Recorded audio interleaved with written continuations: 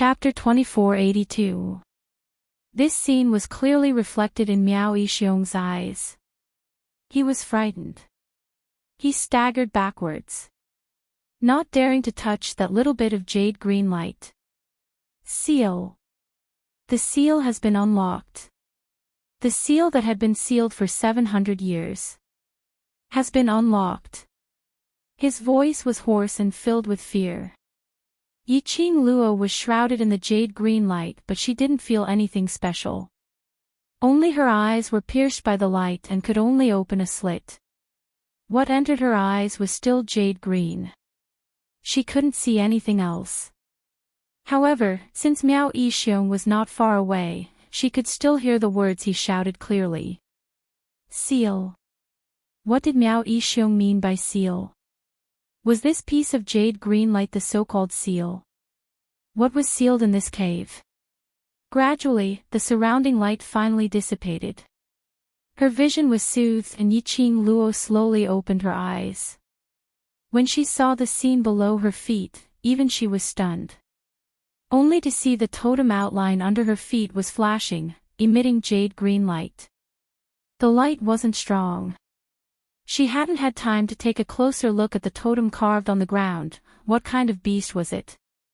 Suddenly, there was a turbulence under her feet. Yiqing Luo's body was unstable as she swayed slightly. The totem under her feet actually tore open a crack from the center. The crack gradually widened. Yiqing Luo immediately leaped up.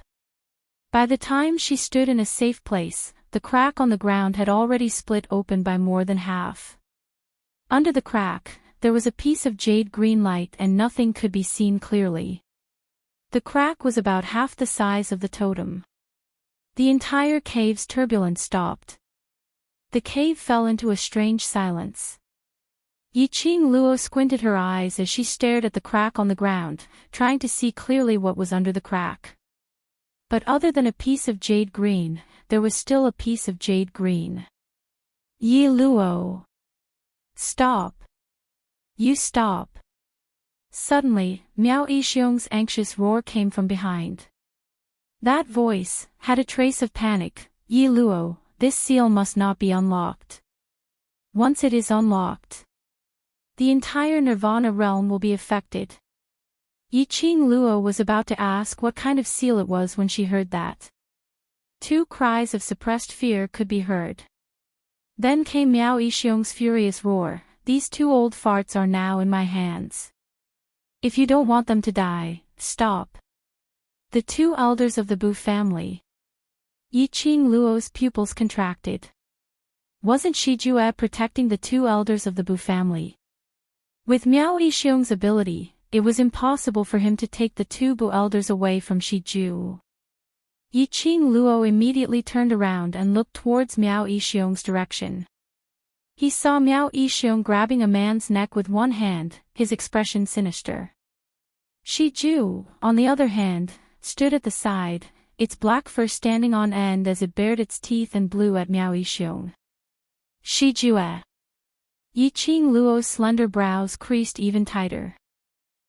Hearing its master's voice, Shi Jue's arrogance instantly dropped as it whimpered a few times towards Yiqing Luo in grievance. It's not its fault, Grandma Bu's neck was being grabbed. Although Miao Yixiong didn't use much strength, but she was after all an ordinary person and he was already old, so his words sounded weak. It's us, ourselves, we don't want to drag you down, so we left its back, hoping to let it help you. So, sorry young lady, we've dragged you down again. Elder T was filled with guilt. Chapter 2483. The Miao tribe's seal was released. That would definitely be disadvantageous to the young lady. A Miao tribe leader, plus the so-called seal. The two Bu elders were worried that the young lady couldn't handle it alone. So they thought of using this battle pet to help the young lady. Whoever knew, they ended up dragging the young lady down. To let the young lady be coerced by the Miao tribe leader because of them, it's all right. Yiqing Luo spoke softly as she comforted the two Bu elders. Don't be afraid, he won't touch you. Whether he moves or not depends on your performance. Miao Yixiong finally had a hostage to restrain Yi Luo and heaved a sigh of relief. But at the same time, there were some doubts in his heart. Wasn't it said that Yi Luo was someone from another continent? Why was he so familiar with the Bu family village? Everyone could see that. Yiqing Luo was very concerned about the two Bu elders. She didn't even hesitate to enter the Miao tribe alone to save them. In his mind, he suddenly remembered what third elder Miao had said before. Yi Luo was most likely related to the missing Miao tribe trader in the Bu family village. This thought made Miao Yixiong's expression congeal. He raised his malicious eyes and looked at Yiqing Luo coldly. Leave the seal and come over here. He paused and hurriedly shook his head. Wait, don't come over. You. Stand over there. Miao Yixiong pointed to a place opposite him. Miao Yixiong knew that he wasn't Yi Luo's opponent. If Yi Luo went near him, there was a high possibility that he would save the hostage. This was his only bargaining chip now. Yiqing Luo didn't make any sarcastic remarks this time. Instead, she directly walked towards the direction that Miao Yixiong pointed. Seeing Yiqing Luo being so obedient, Miao Yixiong heaved a sigh of relief. Before he opened his mouth, he was interrupted by Yiqing Luo coldly. You want the antidote? Antidote, naturally. Miao Yixiong's words were swallowed back as he answered Yiqing Luo's question. But immediately, his expression suddenly turned gloomy. But, young lady, the bargaining chip is in my hands now, so you should be the one begging me. If you want these two people to live, then listen to me obediently. Miao Yixiong's tone was extremely arrogant. As though he wanted to get back at Yiqing Luo for all the humiliation he had suffered previously. All right, go ahead. Yiqing Luo's lips curled upwards as she generously spread out her hands. She moved. Miao Yixiong cautiously grabbed the necks of the Bu family's elders and took a few steps back. You. Don't move. I won't move. Yiqing Luo smiled even more indifferently. But the more she laughed, the more she laughed. In Miao Yixiong's eyes. The more he thought about it, the more uneasy he felt. Now you know how to be obedient. In order to suppress the strange feeling in his heart, Miao Yixiong focused his attention on Yiqing Luo. This arrogant little girl was now so obedient. It was enough to prove that the two elders of the Bu family were very important to her. His eyes turned cold and suddenly he sneered, "Little girl, I am not a narrow-minded person. How about you, kneel down in front of me now and kowtow to me twice, then the matter of you poisoning Rong Rong, trespassing into the Miao tribe and even breaking the seal that the Miao tribe had guarded for 700 years, will be written off." No. No way. The two elders of the Bu family immediately stopped him when they heard that. How could they possibly let the young lady kneel down for them? Although they had not spent much time with the young lady. But they were clear. The young lady was an extremely confident person. It was absolutely impossible for her to lower her head to anyone. Such a proud and unyielding young lady. Chapter 2484. Most importantly. Even if Yiqing Luo was willing, they weren't willing.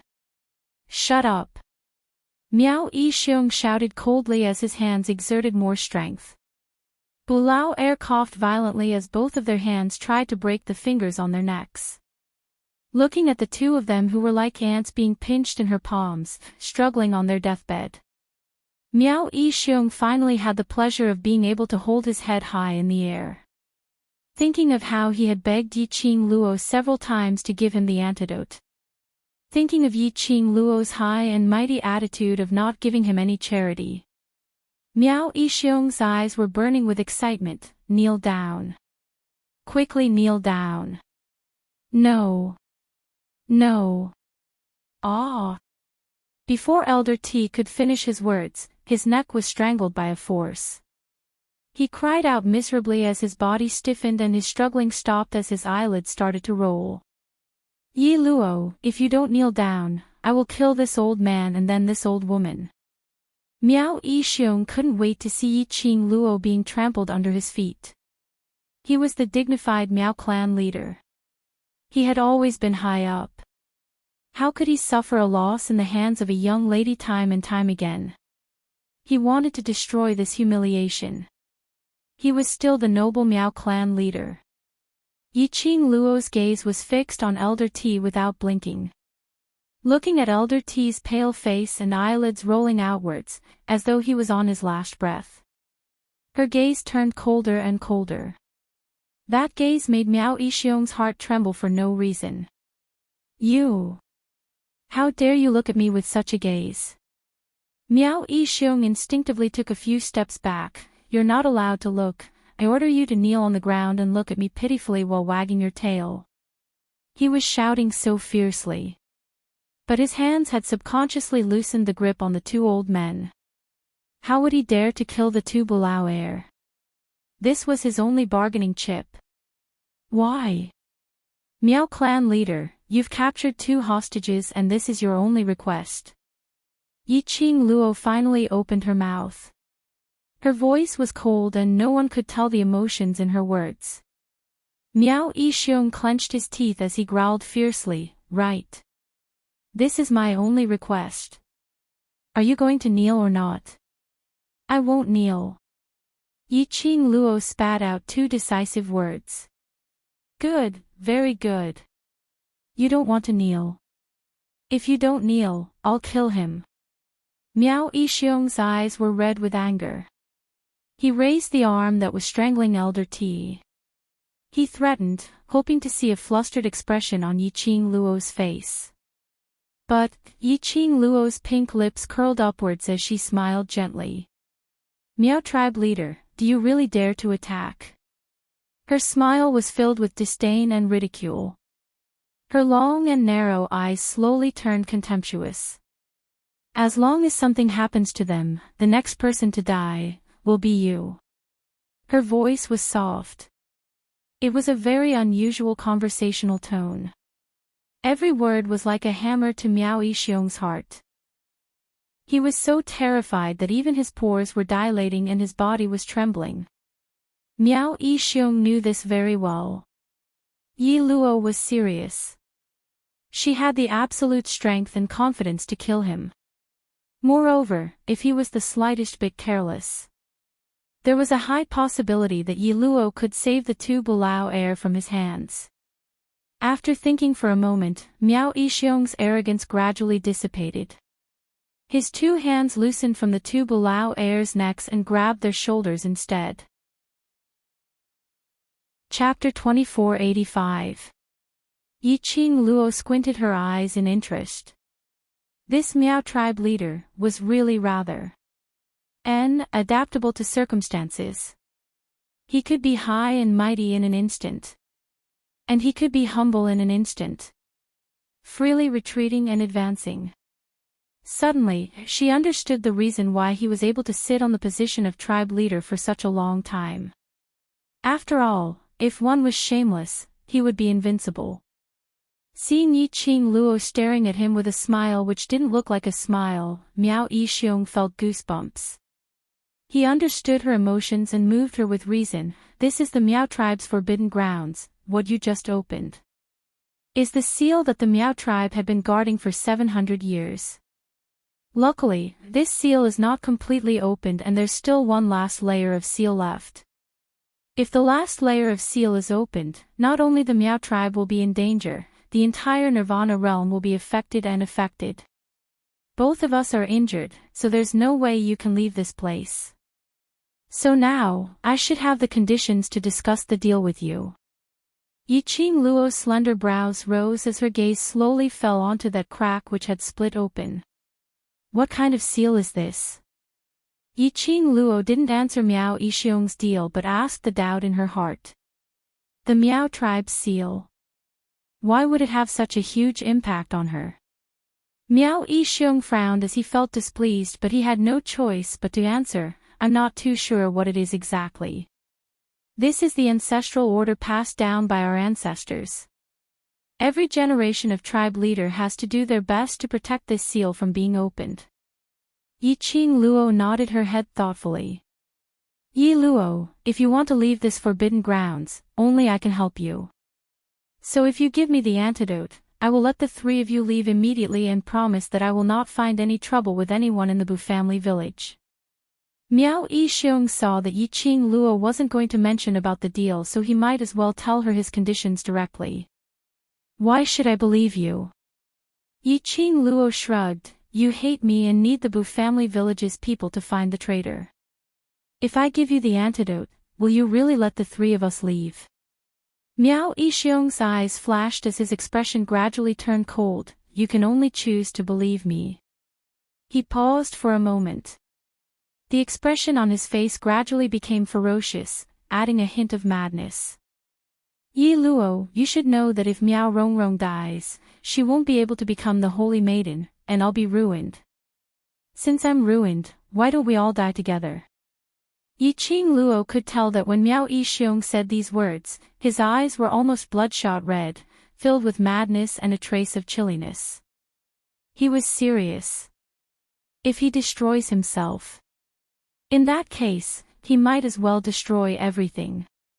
Yi Qing Luo scoffed in disdain. A selfish person like Miao Yixiong was truly cold-blooded and emotionless. He had asked her for the antidote time and time again. It was not for Miao Rongrong's life. It was because Miao Rongrong was about to become the holy maiden of the Miao tribe. If he was destroyed, might as well destroy everything and be buried with him. Little girl, now, you only have one choice. You can only choose to believe me. Miao Yixiong didn't care about what Yi Qing Luo was thinking about him. You must know that your ability alone is strong, but with these two burdens dragging you down, don't even think of leaving the Miao tribe easily. Yi Qing Luo's eyes flickered slightly. Her eyes were filled with a chilly intent. After some time, her eyes swept past the two Bu family elders and immediately closed her eyes as she opened her mouth. Ah! Chapter 2486. Granny Bu's body smashed heavily into the stone wall beside her. The old lady's weak body was trembling in pain from this sudden fall. And the next moment, Elder T took this opportunity to shake off Miao Yixiong's arm and rushed to Grandma Bu's side. Grandpa Bu, Grandma Bu. Yi Qing Luo's heart trembled. She didn't expect them to use such a method to escape from Miao Yixiong's restraint. She hurriedly looked at Shiju. Shiju understood, and its huge body flew towards the direction of the two Bu elders. Miao Yixiong was shocked. The two Bu elders were his only bargaining chips with Yi Qing Luo.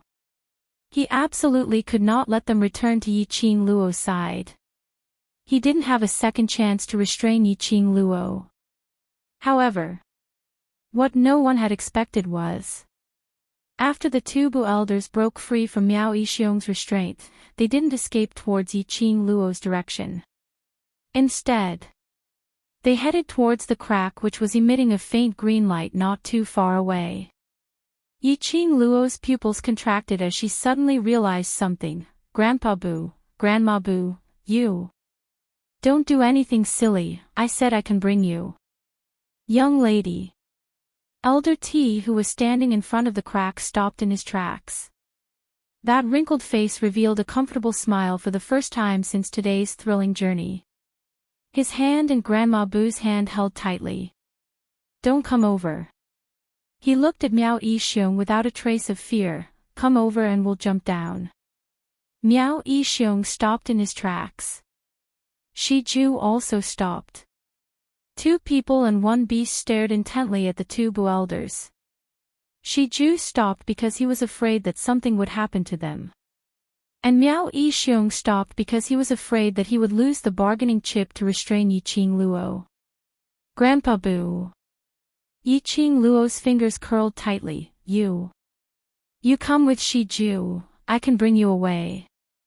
The two Bu elders looked at each other and smiled.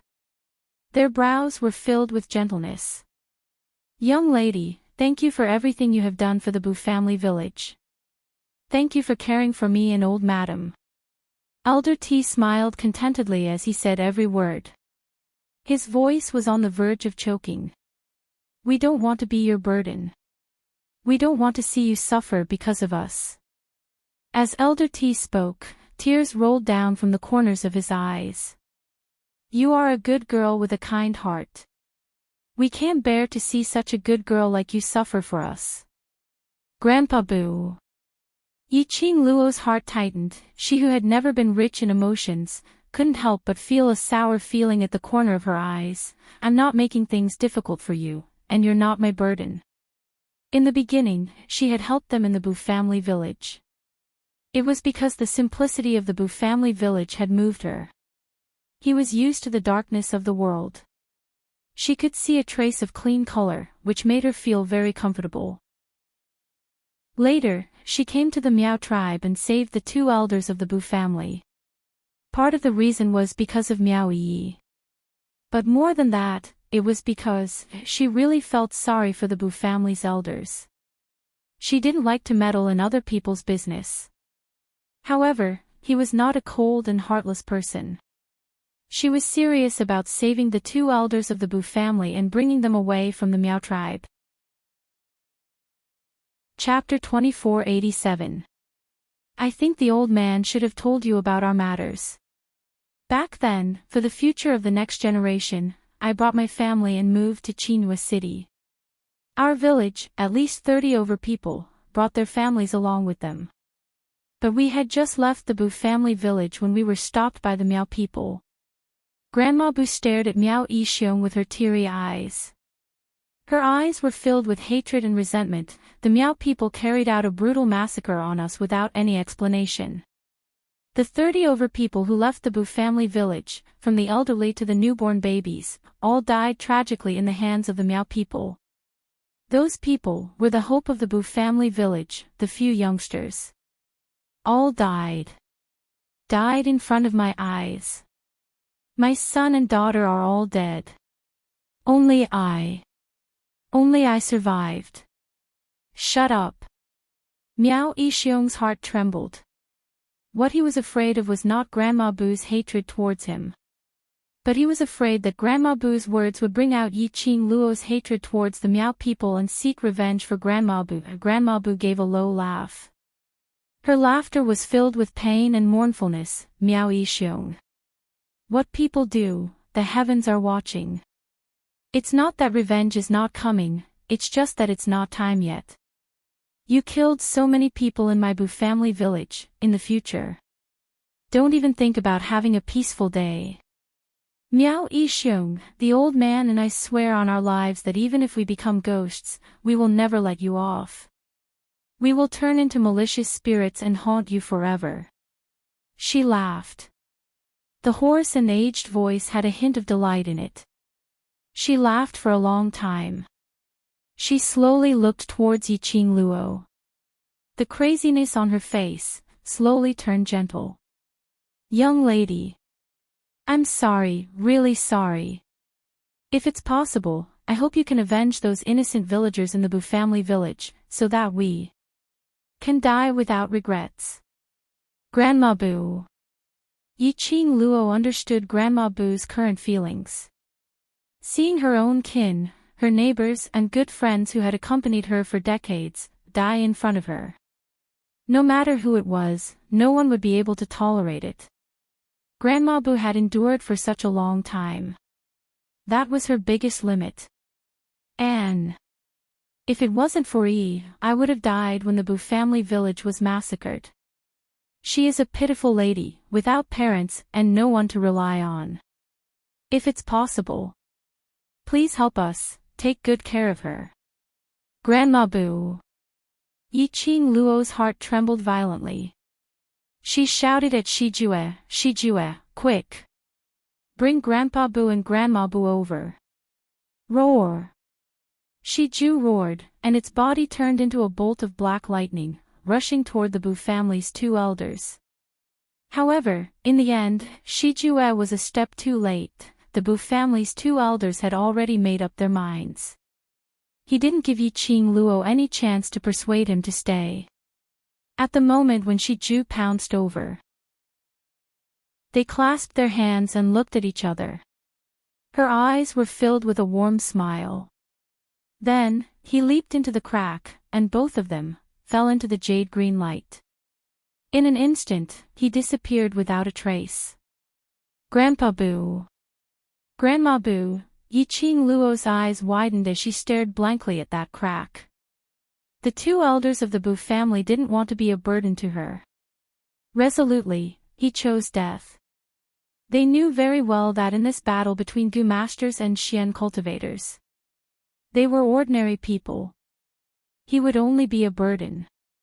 Therefore, in order to let her not feel guilty, in order to let her leave with peace of mind.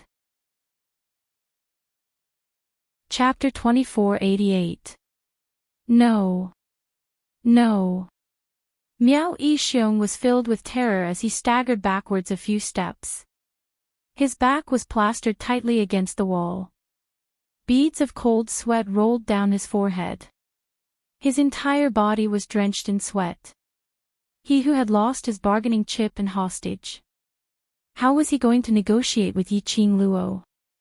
Especially, his attitude earlier had completely infuriated Yiqing Luo. If Yiqing Luo wanted to kill him, in this place, this forbidden place which was isolated from the Miao tribe, he had no way to resist at all. Especially, earlier before Grandma Bu died, she specially requested Yiqing Luo to avenge the people in the Bu family village. Yiqing Luo was so concerned about that old fellow in the Bu family village. She would definitely kill him. The more Miao Yixiong thought, the more terrified he was. His entire body was trembling with fear. No way. He absolutely could not sit still and wait for death. He was the clan leader of the Miao tribe. How could he lose to a young lady? Miao Yixiong's vision slowly shifted to the side, where the worm-shaped hole was. A plan was formed in his mind. Just at this moment, there was a violent tremor in the hole. In an instant, rays of light that were as sharp as blades rippled out from the surroundings like waves. Boom, boom, boom, a few loud sounds were heard as the ground shook. The four walls, which were as hard as iron, were sliced apart layer by layer. The jade-green rays on the broken walls were piercingly cold. Extremely neat. This violent tremor, it made Yiqing Luo and Shi Ju unable to stand stably. Yiqing Luo summoned Shi Ju back into the pet space and swiftly avoided the falling stones. Her peripheral vision swept past the crack behind her. Yiqing Luo's eyes flashed past a sliver of disbelief and astonishment. That crack was surging with countless waves of jade-green rays, as though it was going to swallow everything in this hole. Oh no, the seal has been unlocked. Miao Yixiong stared at the sky full of jade-green rays, like waves, lingering around the entire hole. His legs felt weak as he laid paralyzed on the ground. Yiqing Luo's eyes were pierced by the jade-green rays. What did Miao Yixiong say? The seal has been broken. In his mind, old man Song's lamenting voice rang out. So, the final layer of the seal requires a husband and wife who possess absolute true feelings as a sacrifice. A freak combination of factors actually undid the Miao tribe seal. In other words, Grandpa Bu and Grandma Bu both jumped into this so-called seal, and became sacrifices to break the seal. The Miao tribe had guarded the seal for 700 years. It was unlocked. What exactly is this? Yiqing Luo had yet to finish her question. A majestic pressure completely enveloped her. The jade-green light devoured everything about her. All of his strength seemed to have been sucked out of him. His consciousness gradually faded away. His body weakly fell backwards. But Yiqing Luo didn't feel the pain from falling onto the ground. Her body was embraced into a greeting embrace. Yiqing Luo's breathing paused as she opened her eyes hazily. In his mind, a peerless demonic face of peerless elegance appeared. The man smiled at her. She was like a fox, charming and alluring. Her pink lips moved slightly as she silently spat out 2 words, "Ah Xian, was Ah Xian here?" Once again, when she met with a predicament, he was like a deity, descending from the heavens. But what entered her nose was an extremely elegant plum fragrance. No, this wasn't Ah Xian's smell. This person wasn't Ah Xian. Yiqing Luo's breathing became hurried. She wanted to struggle. But her entire body had no energy at all. The more anxious she was, the further her consciousness drifted. Ding! A melodious sound was heard from the pendant on Yiqing Luo's neck. Following that, a ray of light flashed out from that pendant. Chapter 2489. Inside the underground cave. Just as Yiqing Luo was engulfed by the jade light, a stone wall in the underground cave was blasted apart by a powerful force. Following that, a tall figure sped over. That pair of ink-like deep eyes saw the young lady who was descending from midair. That frozen face revealed a sliver of panic. He speedily went forward and held the young lady's soft body firmly in his arms. He lowered his eyes and gazed deeply at the young lady in his arms. His cold eyes gradually surfaced a sliver of gentleness and deep affection, Yiqing Luo. His voice was low and lingering, as though he was calling out his most beloved person's name, so affectionate. The young lady's slender brows creased slightly. Following that, her pink lips opened and closed, as though she wanted to raise her hand to pull him. The young man's eyes were filled with joy as he raised his hand and was about to hold the young lady's hand tightly. But, after seeing the shape of the young lady's mouth, the smile on his face slowly faded away. He regained his usual indifference, as though he was covered with frost. Ah Xian. The person she was calling was Dmo Xian. The surrounding jade light was like a wild beast that was brandishing its claws and fangs, swallowing everything. But, when the jade light touched the red-robed young man, it avoided him like a snake or scorpion. The jade light swallowed everything in this underground cave. But it forcefully separated the young man. Yiqing Luo. The young man's voice was a little hoarse. He called out Yiqing Luo's name word by word. His voice was cold and emotionless. You are mine, the person in your heart can only be me. The young man muttered softly, his voice was stubborn. He fixed his gaze on the young lady in his arms. His icy cold eyes flashed a sliver of red glow. Suddenly, he bent his head and kissed Yiqing Luo's lips. Just at the moment when he bent over. Ding! A crisp sound was heard, in the silent underground cave. It was extremely clear. The young man had yet to touch Yiqing Luo's lips. His eyes were stung by the intense white light in front of him. He had no choice but to dodge backwards. He raised his other hand to block his eyes. Bam! A gust of wind from a palm landed on his chest. His 5 viscera and 6 bowels felt like the world was turning upside down, and he was in extreme pain. He spat out a mouthful of blood as his body was sent flying. The girl in his arms was also taken away by an invisible force.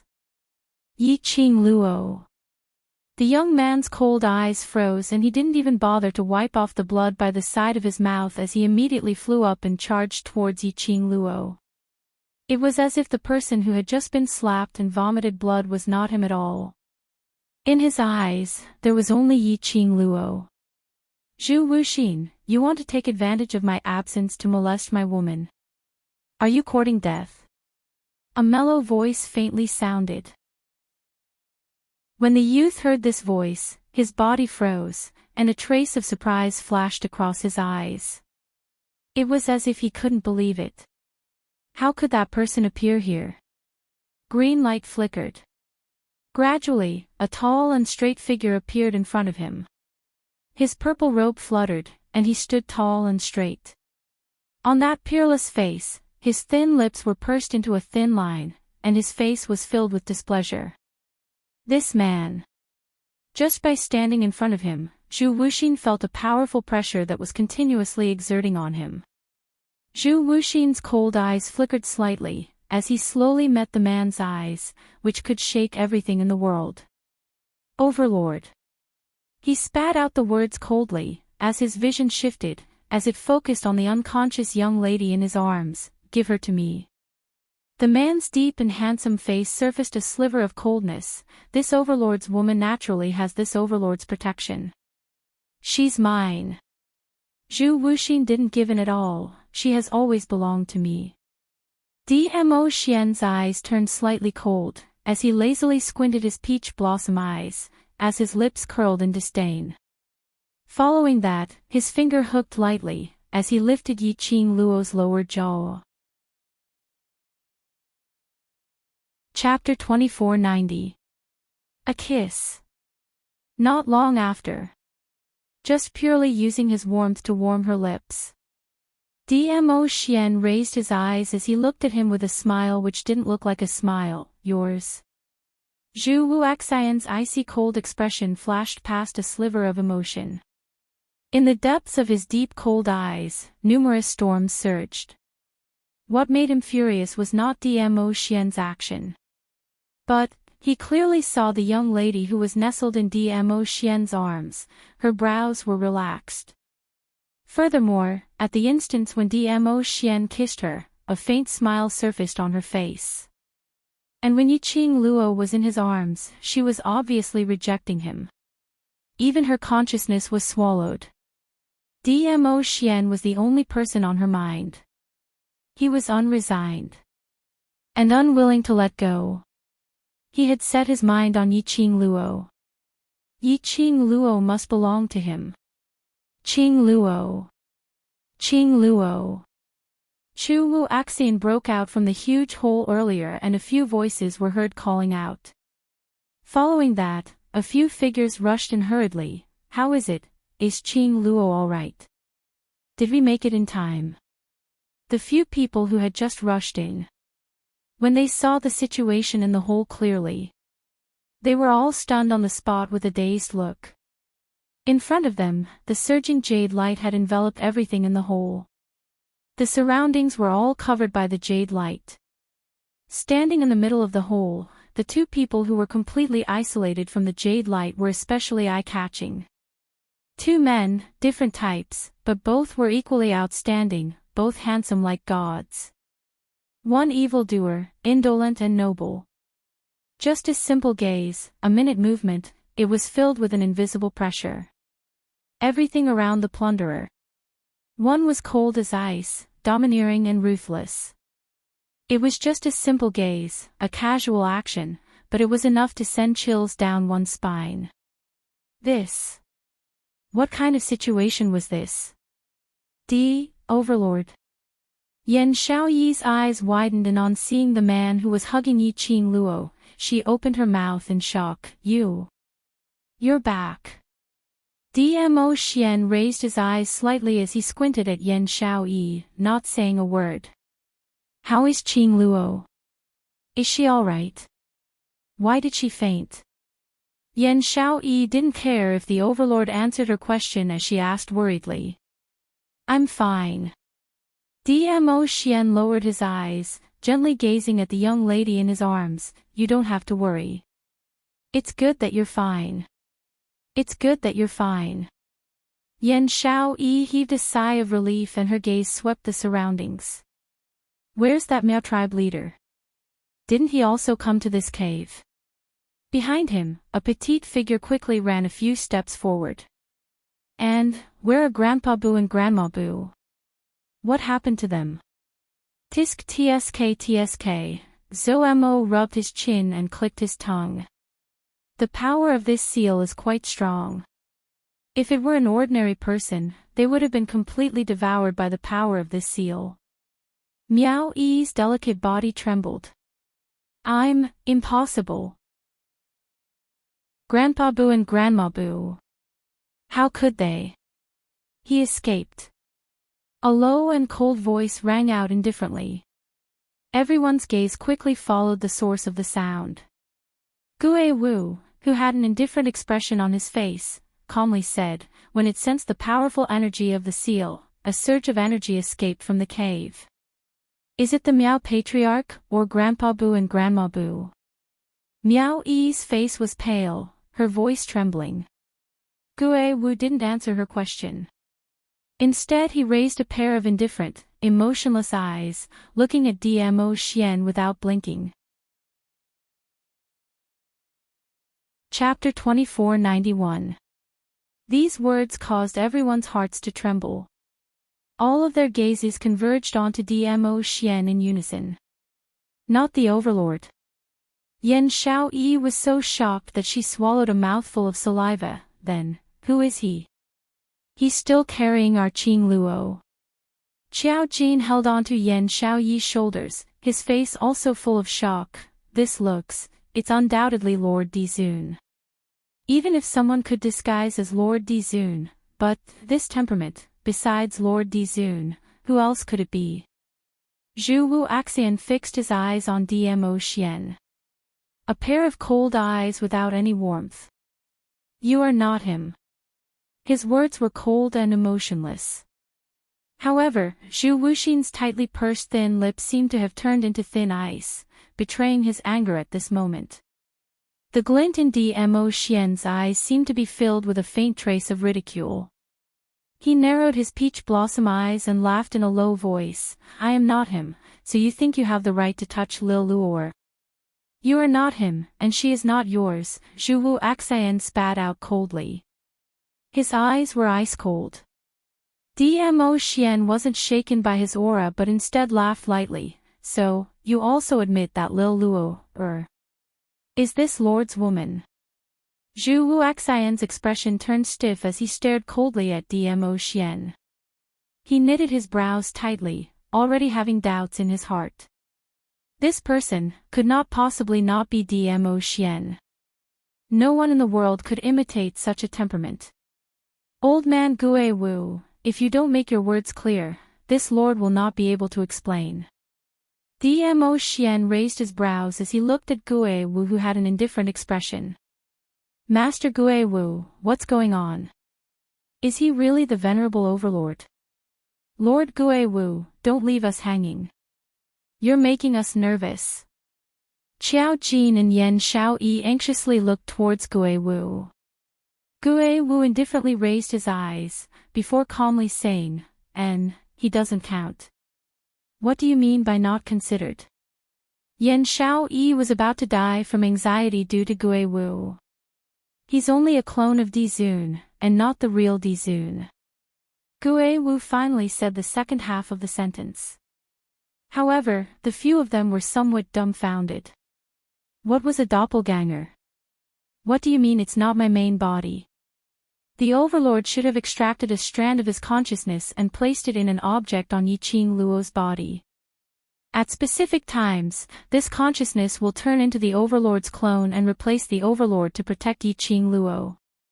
Gue Wu explained in a rare patient manner. His gaze was like a torch as he stared straight at Dmo Xian, but extracting one's consciousness and transforming it into a doppelganger, not only will it consume more than half of one's profound energy, if the doppelganger suffers any damage, the main body will also suffer the same injury. Then, he is. Hearing Gue Wu's words, Yan Xiaoyi was so shocked that she was unable to regain her senses. He can be called a venerable sovereign, but he's just a clone of a venerable sovereign. Gue Wu continued Yan Xiaoyi's words, for the Overlord to be able to do so much for student Yiqing Luo, I can tell that he really dotes on student Yiqing Luo. This was more than just being doted on. He was practically using his life to pamper her. The place the Overlord was going to this time was the Upper Realm. The Upper Realm that was filled with experts. The Overlord had even consumed more than half of his Xian energy. If the Overlord was in the Upper Realm, and accidentally discovered that he had consumed more than half of his Xian energy, wouldn't he take the opportunity to make a move on the Overlord? It was impossible for the overlord not to have thought of these problems. But in order to ensure Qing Luo's safety, he resolutely chose to take the risk himself. They were so touched that they were about to cry. After listening to Gue Wu's explanation, everyone's feelings were different. Chapter 2492. Zhu Wu Axian stared at Dmo Xian's face without blinking. His eyes flickered with a strange glint. Just as he was about to bend his head to kiss Yi Qing Luo, the pendant on Yi Qing Luo's neck surged with a terrifying energy. Dmo Xian's consciousness. It was hidden on the pendant that Yi Qing Luo wore. He actually used this kind of method to stay by Yi Qing Luo's side. His hands, which were hanging by the side of his body, clenched tightly into fists.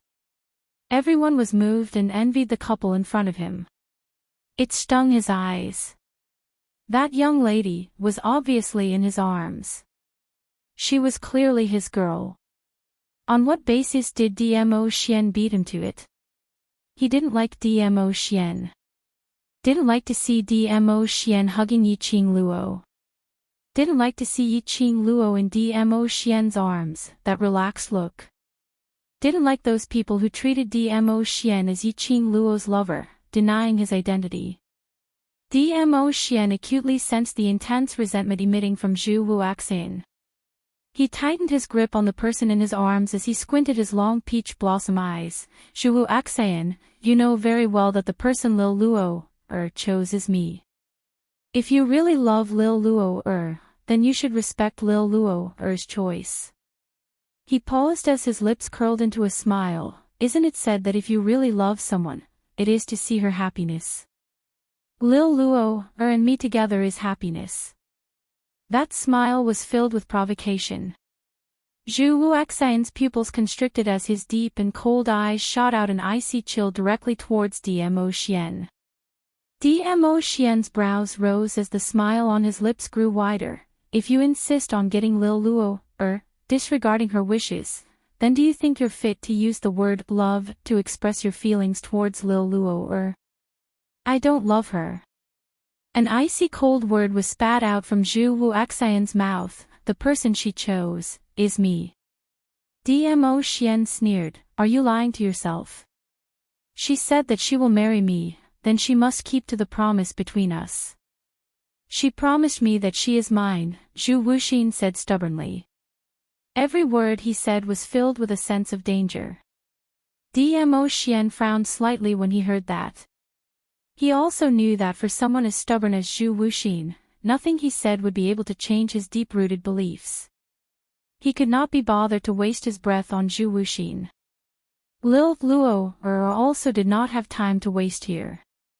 He lowered his eyes and looked tenderly at the disguised face of the person in his arms. He didn't lift his eyelids, but the person he was talking to was obviously Zhu Wu Axian. Lil Luo is this Lord's woman, no matter if it's this lifetime, or the next lifetime. Forever and ever, she will always be my, Dmo Xian's woman. You will never have this chance. I won't let go. Zhu Wu Axian's eyes were gloomy and cold as his deep eyes gazed deeply at Yi Qing Luo. Soon after, he turned around and walked towards the huge hole that he came from without looking back. In an instant, Zhu Wuxin's aura disappeared from the cave. Yan Xiaoyi and the others were still in a daze towards this baffling fight for Yi Qing Luo, battle which ended in such a baffling manner. Yan Xiaoyi blinked as she recalled Zhu Wu Axian's unemotional denial earlier. He doesn't love Qing Luo. That look of his. Doesn't it look like he doesn't love Qing Luo? Ever since he found out that Yi Qing Luo trespassed into the Miao tribe alone. Until he found out that Yi Qing Luo had fallen into the Miao tribe's forbidden grounds, the dangerous sealed grounds. Chapter 2493. Zhu Wu Axian, that madman, he simply released his perception like a madman and followed Miao clan leader, using brute force along the way to break through a 1,000 meters deep hole, rushing over here to save Qing Luo. He actually said he doesn't love Qing Luo. Who is he trying to bluff? Recalling Zhu Wuxian's craziness earlier, Yan Xiaoyi was still feeling a lingering fear. Zhu Wuxian could be said to be at the stage where he didn't even care about his life. This lord will thank him on behalf of Lil Luo, Dmo Xian spoke calmly as he raised his eyes in warning. Yan Xiaoyi felt a chill down her spine as she sniggered a few times and replied in an extremely quick-witted manner, I know. Overlord, I will absolutely not tell Qing Luo about this matter. Qing Luo doesn't owe that madman Zhu Wuxian any favor. Dmo Xian nodded his head in satisfaction. Overlord, the split body cannot exist for too long. It will affect the original body greatly, especially in this place. You'd better return to your original body first. The silent ghost martial artist opened his mouth once again. When Kitty Lee heard that, she immediately walked towards Dmo Xian as she opened her arms wide. Overlord brother-in-law, hand sister over to Kitty Lee, quickly return to your original body. If sister knows that you hurt your body because of her, she will be upset. However, Dmo Xian hugged Yi Qing Luo and avoided her. No worries. He spoke in a low and hoarse voice as he gazed at the person in his arms as his brows were filled with longing. This lord misses her. Sister misses you too. Kitty Lee blinked her spirited black eyes as she spoke in a serious tone, so Overlord brother-in-law, quickly come back, don't let sister keep missing you.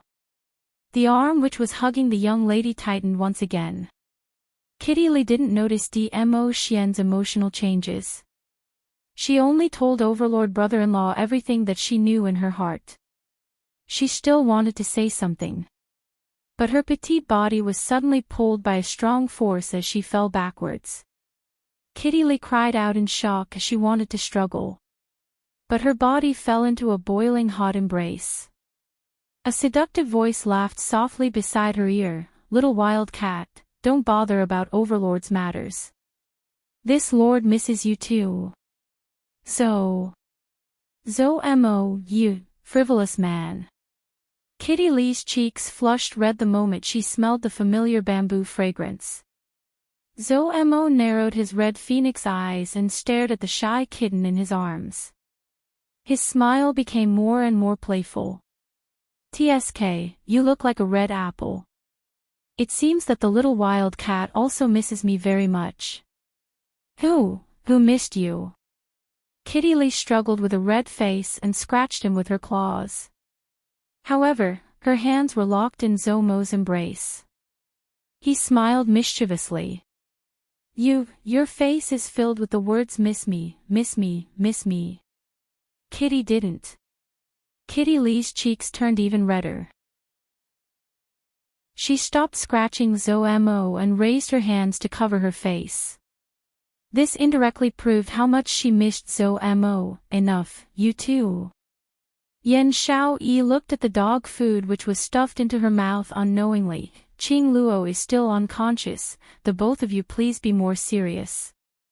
Kitty Lee used her hand to knock the man behind her. Did you hear that?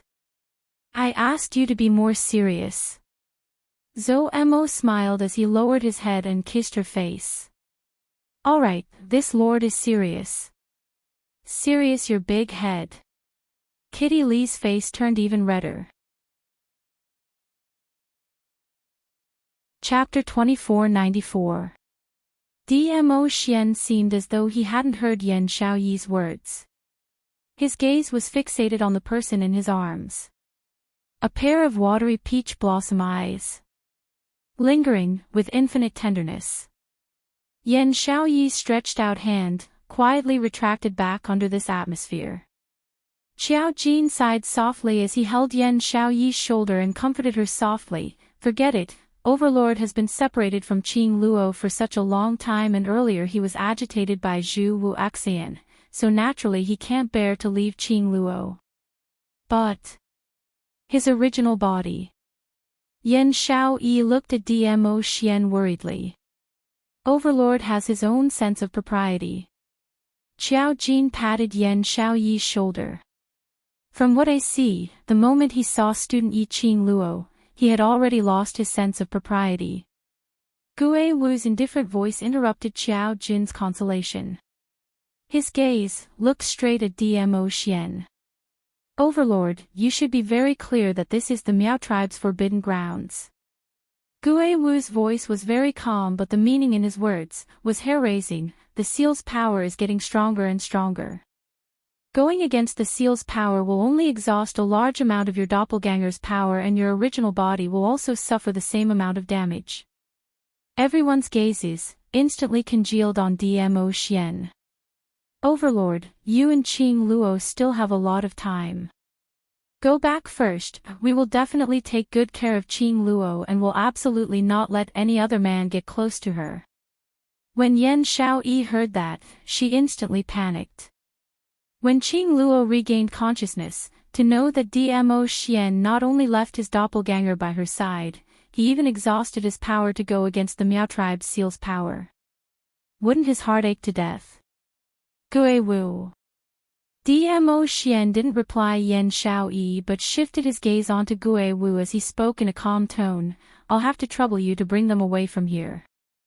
Gue Wu frowned slightly. You're not intending to leave. Dmo Xian looked at the person in his arms and nodded indifferently.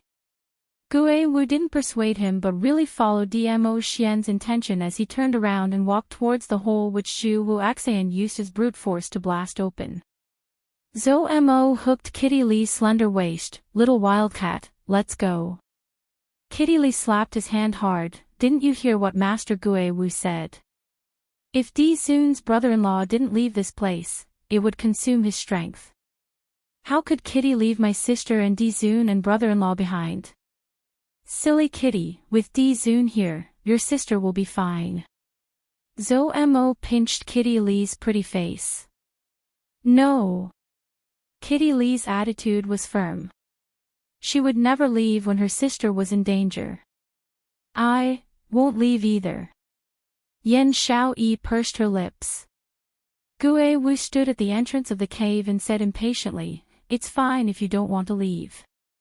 Di Zun wants to die, but I don't. I don't have that much energy, and I don't need to waste my own strength.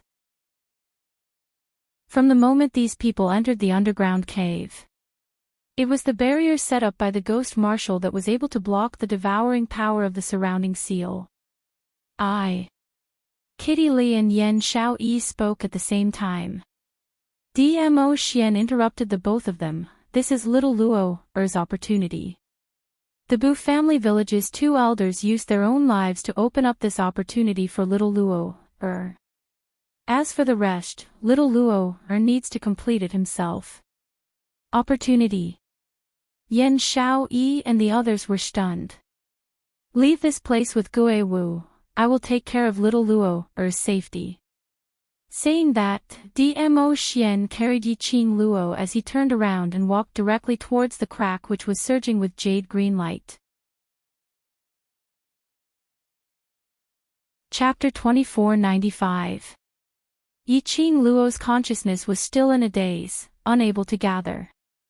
She felt that her entire body was floating, as though she was a feather. Lil Luo. Beside her ear was that familiar calling voice. That voice was filled with lingering love. It made her heart feel sweet for no reason. She wanted to open her mouth to respond to that person's call. But her lips seemed to be stuck tightly together. She had no way to open her mouth. Lil Luo. Lil Luo. Lil Luo. The calling voice was still going on. Sometimes it was far away, sometimes it was close at hand.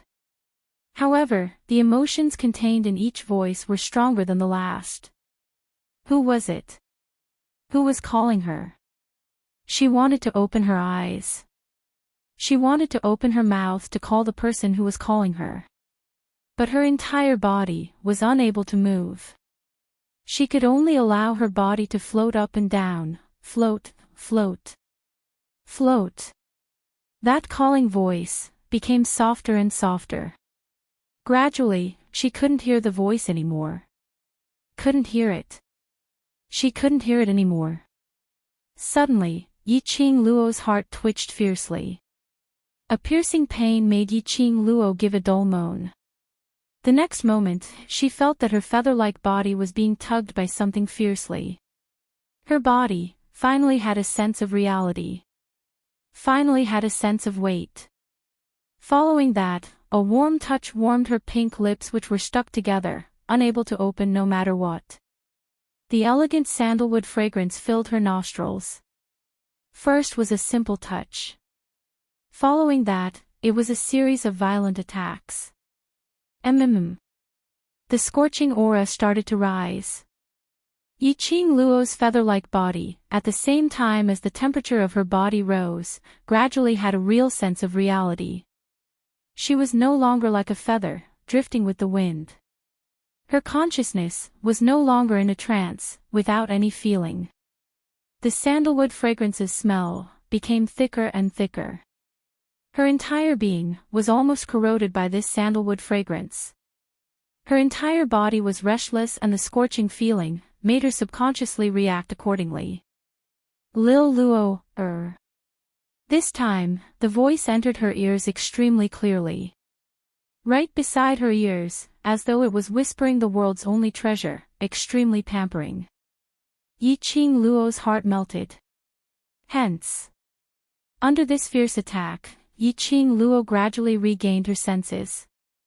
Ah! Xian, a hoarse voice spilled out from Yiqing Luo's pink lips with difficulty. She could finally control her body. Overjoyed, she was just about to call out the man's name. Unbeknownst to her, the man's large palm had already reached for her belt. He gently pulled. His robe loosened. Yiqing Luo suddenly shuddered and her half-dazed mind suddenly cleared up at this moment. The next moment, she opened her eyes. What entered her eyes was a pair of bottomless, inky eyes.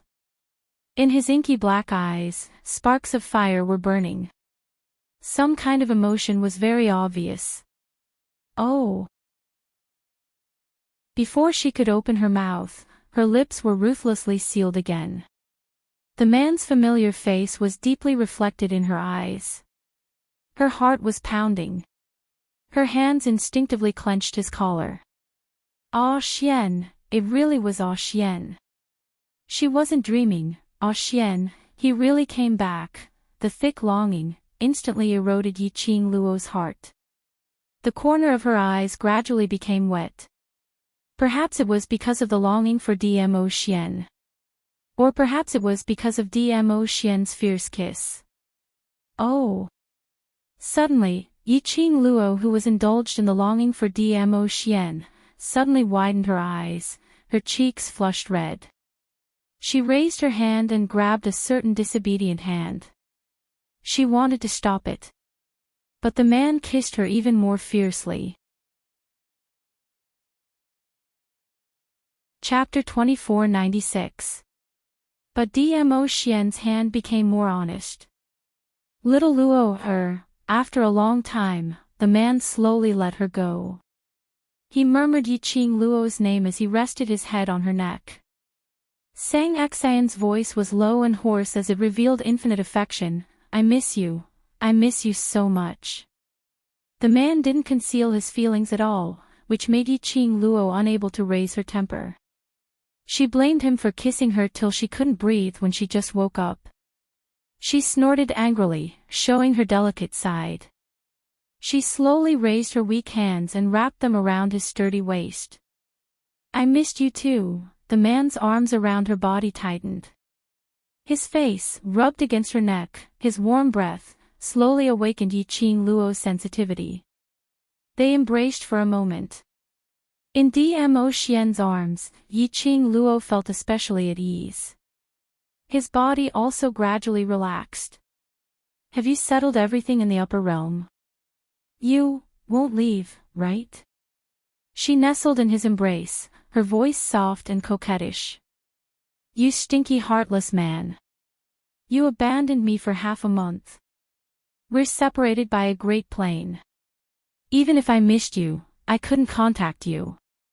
The hard body of the man who was carrying her suddenly stiffened. Yiqing Luo acutely felt it. She bit her lower lip and placed her hands on his chest. He pushed it slightly. The man's head left her shoulder. Yiqing Luo raised her eyes and stared at him without blinking. You still want to leave? Dmo Xian's fingertips twined around a strand of her hair. He lowered his head and kissed her hair. I'm sorry. It was a tacit agreement. He would leave again. He would be lying if he said he wasn't sad. But looking at the fatigue in Dmo Xian's brows, that face filled with longing, his eyes filled with tenderness. No matter how unhappy Yiqing Luo was, neither of them could bring themselves to be angry. She missed Dmo Xian. How would Dmo Xian not miss her? She believed that if it was possible, Dmo Xian would absolutely want to stick together with her at any moment, to become a conjoined twins. But he couldn't. He was not only the venerable sovereign of the Nirvana realm. There was also another layer, an even more noble identity. A long time ago, she had often heard people talking about it. The greater one's ability, the greater the responsibility. Although to Dmo Xian, what happened to others had nothing to do with him. However, with his strength and status, he would not allow himself to be willful. Even if it had nothing to do with him. I have to get involved too. Look at the tiredness in his eyes. Look at the dark circles under his eyes. It was clearly for his responsibility, so that he could meet her as soon as possible. That was why he was so desperate. How could she bear to blame Dmo Xian? Her heart ached for Dmo Xian. But, in Dmo Xian's eyes, that was Lil Luo's silence was definitely because she was blaming him. Lil Luo, don't stay silent, hit me if you're unhappy. I'll let you hit me, don't ignore me. Dmo Xian grabbed Yiqing Luo's little hand and swung it towards his face. Dmo Xian who had never coaxed a woman before. The Dmo Xian who could flirt with Yiqing Luo in minutes. At this moment, he was like a child who had done something wrong, using such a childish method to coax Yiqing Luo. She was really angry at the bottom of her heart. At this moment, they would probably be so amused that they would vanish into thin air. All right. Stop fooling around. Yiqing Luo forcefully retracted her hand. How could she bear to hit him, who asked me to choose such an outstanding man? What else can I do? Even if he's kneeling, I'll still pamper him. Yiqing Luo's words made Dmo Xian stunned. Why did these words sound so strange? But her heart was filled with sweetness. Chapter 2497. Stop. Stop. Yiqing Luo raised her hand and covered the man's lips. The scorching lips were imprinted on her palm. The scorching sensation made her feel as though she had touched a burning flame. Her cheeks were once again dyed crimson red. Stop fooling around, where are we now? Yiqing Luo glared at him coquettishly, her brows were filled with a young lady's charm. Only in front of Dmo Xian. And only Dmo Xian alone could see this Yiqing Luo. Ah Xian, do you know where we are? While Yiqing Luo was talking to Dmo Xian, she sized up the surroundings. As far as the eye could see, it was an empty piece of jade light. Apart from the jade green light, there was nothing else. Just as Yiqing Luo pulled Dmo Xian and looked around. Not sure if it was her misconception. Somehow, Dmo Xian's body stiffened slightly for a moment. She was stunned as she turned back to look at Dmo Xian in puzzlement. What she met was a pair of peach blossom eyes filled with warmth. His thin lips curved into an extremely shallow arc and his gaze was deep and serene, as if he wanted to imprint her deeply into his mind. Yiqing Luo's heart had an inexplicable fluster. She instinctively grabbed Dmo Xian's collar tightly. Slender fingers, hooked onto his. Ah, Xian, you. Are you hiding something from me? She understood her man too well. Dmo Xian must have something to hide from her. Moreover, this matter was related to her and this piece of jade light world. Dmo Xian didn't answer. Under the light, the man's deep and handsome face revealed a hazy and dreamy brilliance. She couldn't see clearly the expression on his face. The only thing she could see was the deep affection and pampering in his eyes. Ah, Xian. Not waiting for a reply, Yiqing Luo's heart instantly panicked. The hand that held Dmo Xian tightened even more. After a long time, in the jade light, the man's magnetic voice rang beside her ear, nothing. He spat out 2 words. Lowering his head, his warm breath slowly seeped into her earlobe. The young lady's petite body uncontrollably trembled slightly. Her grip on his collar loosened as well. This is the Miao tribe's forbidden grounds. Dmo Xian gently held her hand as he explained in a gentle voice. His heart was beating normally. His voice was also very normal. It was as if that moment of shock and speechlessness was just an illusion. Yiqing Luo's arms wrapped tightly around his waist. She inhaled the sandalwood fragrance from his body. Only then did he slowly calm himself down. The 2 elders of the Bu family used their own lives to open the seal of the Miao tribe's forbidden land for you. Dmo Xian felt the breathing of the young lady in his arms, gradually becoming smoother, and between his brows, a trace of a relieved smile flashed past. His large palm gently patted the girl's delicate back. His eyes were quiet and unblinking, almost greedily looking at everything about her. Yiqing Luo's petite body stiffened at the mention of the Bu family's 2 elders. Her little hands tightened as she clasped onto Dmo Xian's wrist and raised her head from his embrace. This is the inside of the seal. She remembered when the emerald light had covered the sky and covered the earth. Miao Yi Xiong shouted that the seal was unlocked. Following that, her consciousness was swallowed by the power of the seal. In the end, she seemed to have sensed Dmo Xian's arrival. Dmo Xian had rushed over in time to save her. And even brought her to the inside of the seal. Chapter 2498. Yiqing Luo didn't understand the deeper meaning behind Dmo Xian's words. The next moment, she felt her body turning light. A heavy kiss landed on her lips. The man's breathing was heavy as he bit down harshly. Yiqing Luo frowned in pain as she raised her fist to push him. But before she could even raise her hand, the man had already loosened his grip on her. Lil Luo, wait for me to come back. A light and ethereal voice floated in his ears. Yiqing Luo's heart trembled as she steadied herself and immediately stretched out her hand to grab Dmo Xian.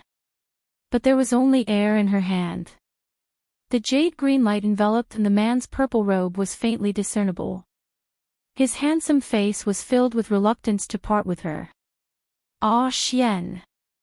Yiqing Luo grabbed Dmo Xian once again as her tone was anxious. But her hand couldn't touch Dmo Xian at all. As the jade-green light grew stronger, the man's figure started to dissipate. I miss you, so. I will return to your side immediately. The last silent sentence was clearly transmitted into Yiqing Luo's ears. Ah, Xian. Ah, Xian. Yiqing Luo shouted Dmo Xian's name loudly. But what pounced forward was still air. The man's figure had completely disappeared before her eyes. Only a faint sandalwood fragrance was left, proving that he had indeed existed. Ah, Xian. Yiqing Luo stared blankly at the direction where Dmo Xian disappeared. Her legs turned soft as she knelt on the ground. Her eyes were empty as she frowned, not understanding what was going on. Why? He was still fine earlier. telling each other how much they missed each other. He even passionately did that kind of thing. Why did it suddenly disappear? He said there was something important to her in this seal. But what was it? Could it be more important than him? Rumble, suddenly, a thunderous roar resounded in his ears. Following that, Yiqing Luo's body shook violently. The ground beneath her feet was shaking. Yiqing Luo was shocked. She immediately steadied herself as she surveyed the surroundings vigilantly. Under the boundless jade light, Yiqing Luo totally couldn't see what kind of earth-shaking and mountain-shaking scene was.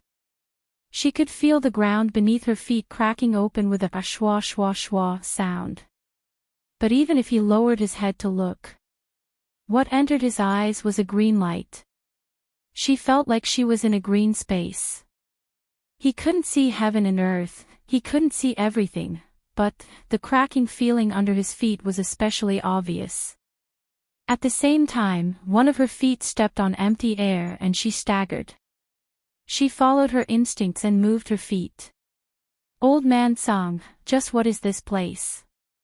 While following the aura, she quickly avoided the area where the ground had split open while contacting Old Man Song. However, her connection with Old Man Song seemed to have been cut off. She couldn't sense the aura within the Azure Dew bracelet at all. Boom! Another dull rumble rang out. Compared to before, the tremor was even more intense. The rumbling seemed to come from under his feet. Yiqing Luo was swayed so much that she almost lost her footing, swaying left and right to maintain her own balance. Hiss, a piercing buzzing sound shook Yiqing Luo's eardrums. Her brain was pierced by waves of pain. Yiqing Luo's slender brows tightened as she felt the feeling of the ground splitting open. She leaped up and quickly rolled backwards. Bam! Her back bumped into something hard. That hard feeling, Yiqing Luo couldn't use words to describe. Chapter 2499. Damn it! What the hell was this place? Ah, Xian, that bastard. After bringing her here, he disappeared on his own. Even if she were to meet with any opportunities here, he still had to make it clear to her. Now she was in a state of complete confusion. Yiqing Luo's eyebrows twitched in pain. She shifted her body and stretched out her hand to touch behind her. When she touched it, it was a hard and cold thing. It was very smooth, but at a distance, there would be some bumps. Very hard, very hard. Yiqing Luo was confident that she could break a wall with one punch. But when she touched this thing, Yiqing Luo could conclude that this thing was even sturdier than those Supreme Being grade or God grade armors. Suddenly, that hard thing seemed to move. The ear-piercing buzz in her ears once again shook her eardrums. Hiss, hiss, an extremely close distance.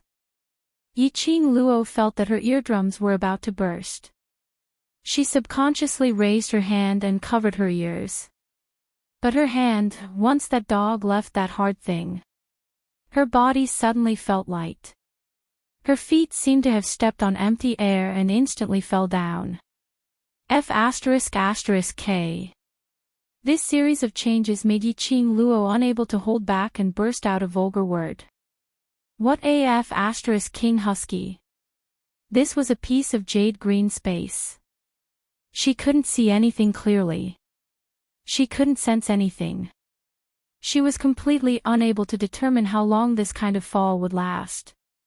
She had just fallen into a 1,000-meter hole. Now it was here again, life or death unknown. Yiqing Luo didn't have the mood to complain or complain. She took a deep breath and forced herself to concentrate, gathering the profound energy into her legs, ready to land safely. Roar, roar, roar, an earth-shattering roar went straight to the 9 heavens. The familiar sound made Yiqing Luo's concentration stagnate. Chi.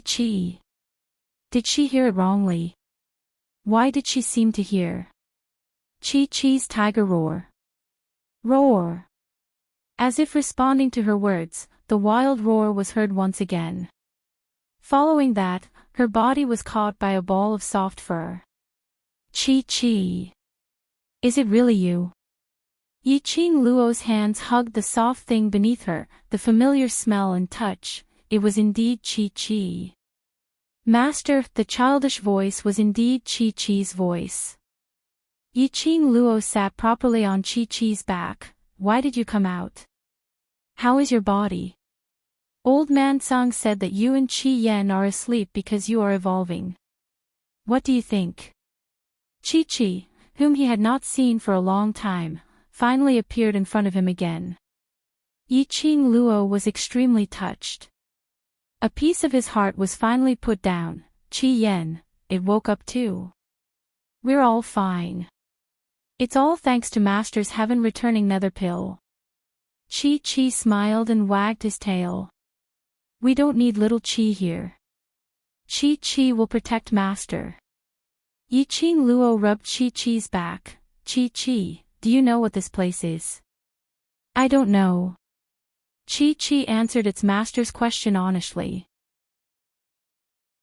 It carried Yi-Ching Luo on its back as it ran forward aimlessly and said, but here. There's a very familiar scent. If Chi-Chi didn't smell wrongly. Master will be able to see your new companion very soon. New companion. Chi-Chi's words made Yi-Ching Luo slightly stunned. In her mind, the image of Chi Yan suddenly appeared. A thought gradually formed in her mind. Chapter 2500. She didn't know how long Chi-Chi had been running with her. Yi-Ching Luo only saw a piece of green in front of her. She didn't know where Chi-Chi had taken her. Master, do you feel it? Chi-Chi seemed to be very excited. Its tail kept swaying. The strength was so great that Yi-Ching Luo could feel the wind from the swaying tail. Yi-Ching Luo said that she didn't feel anything except the wind.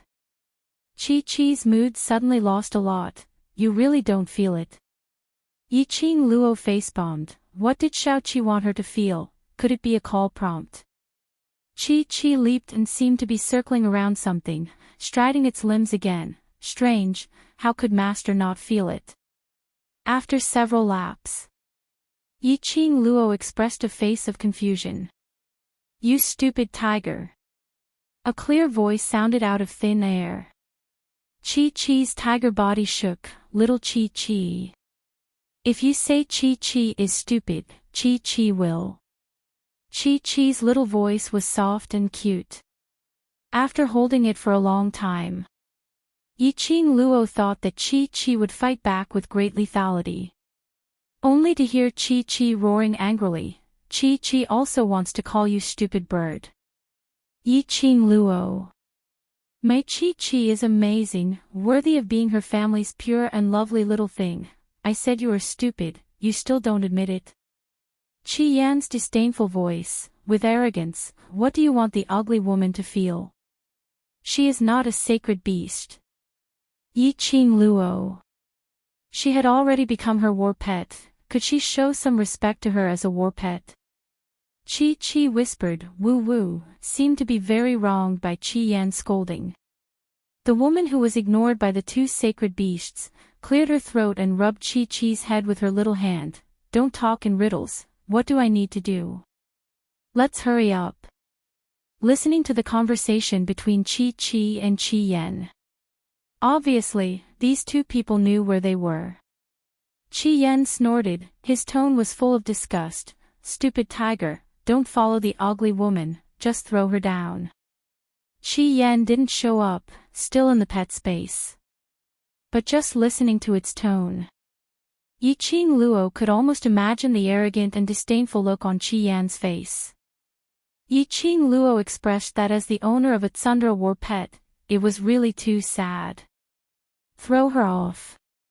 Was he going to enjoy the thrill of falling from a high altitude again and not knowing when he would land?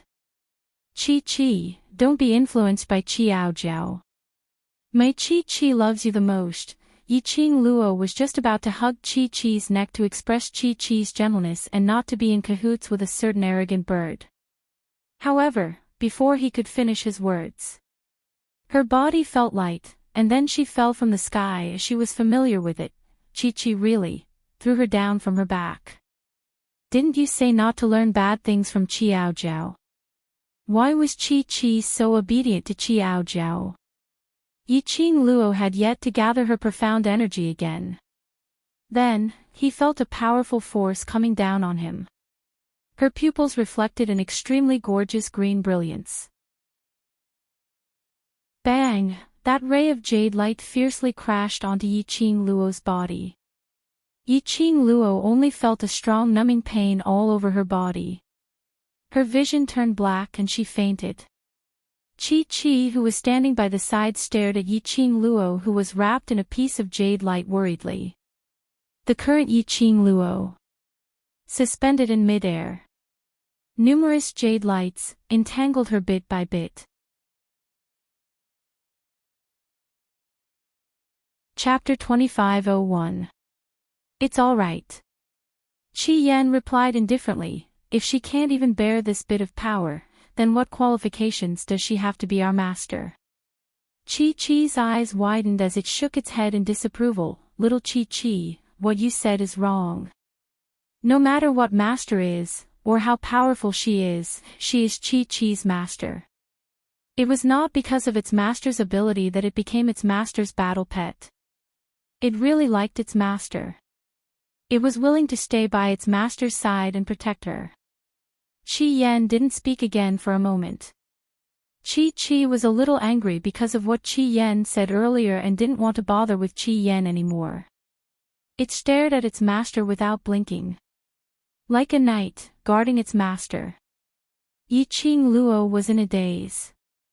She only felt that there was a voice in her mind, constantly clamoring. She wanted to hear clearly whose voice it was. But that voice was illusory and she couldn't hear it clearly. The only thing she could be sure of was, it was that voice that kept calling her name. There seemed to be something in her chest, like a whirlpool fiercely stirring. Following that, she felt as if something had surged into her body. Her whole body was swollen and painful. She groaned in pain. The clamoring in her mind became louder and noisier at this moment. What was that voice saying? Why did it keep calling her name? In a daze, Yiqing Luo saw a dash of jade light flickering in front of her eyes. She frowned, trying to see more clearly. But she only saw that wisp of jade light turned into jade fog, slowly seeping into her heart. At the same time, a surge of majestic power, like an avalanche, filled her limbs and bones. The heaven and earth's spiritual qi crazily swam in her body. Ah! Yiqing Luo cried out in pain from the impact of this surging power. The next moment, she suddenly opened her eyes. Her body was like a spring, sitting upright. The moment she opened her eyes, a ray of jade light shot out from her eyes. Master! Seeing Yiqing Luo open her eyes, Chi immediately went forward, its tiger eyes looking at Yiqing Luo. However, Yiqing Luo didn't have the energy to answer it. The moment she opened her eyes, she noticed the changes in her body. She quickly sat down cross-legged. Yiqing Luo could clearly feel the barrier of advancement. Ever since she advanced to the sky profound realm. No matter how much heaven and earth spiritual energy she absorbed. No matter how fast her profound strength grew. She couldn't even advance. And this time, he had been stuck at the profound rank for so long. Finally, there were signs of advancement. Was this the opportunity that Xian had mentioned? Numerous profound energy was guided by Yiqing Luo in his body, as it flowed bit by bit. The majestic and turbulent energy was getting stronger and stronger. It was like a whirlpool that came one after another. Boom! In Yiqing Luo's mind, a sudden clap of thunder exploded. The profound energy that was swirling around his body shook as well. Following that, it slowly merged into Yiqing Luo's body. Everything in the surroundings gradually regained its tranquility. Yiqing Luo's breathing also calmed down. She slowly opened her eyes. Her enchanting eyes twinkled, causing her disguised face to look even more dazzling. She exhaled a breath of foul air. Her entire body was filled with a refreshing feeling. Master! Chi cried out in joy, striding forward on its four limbs, as it flew to Yiqing Luo's side. No wonder she was its master. Chapter 2502. Chi. Yiqing Luo hugged Chi's head. That plump tiger head, Yiqing Luo couldn't even hug it with one hand. But Yiqing Luo's 5 fingers grabbed onto Chi's fur as she raised her brows. Little Chi, who is your master? Ao Jiao asked you to throw me away and you threw me away just like that. When the last word was spat out, Yiqing Luo intentionally emphasized the ending. Chi's huge tiger body shuddered slightly. The huge tiger eyes immediately revealed an aggrieved expression. Master. Sob. Chi didn't do it on purpose.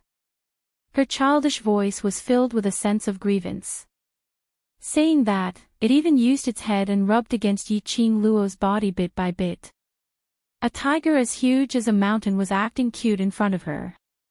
What kind of feeling was that?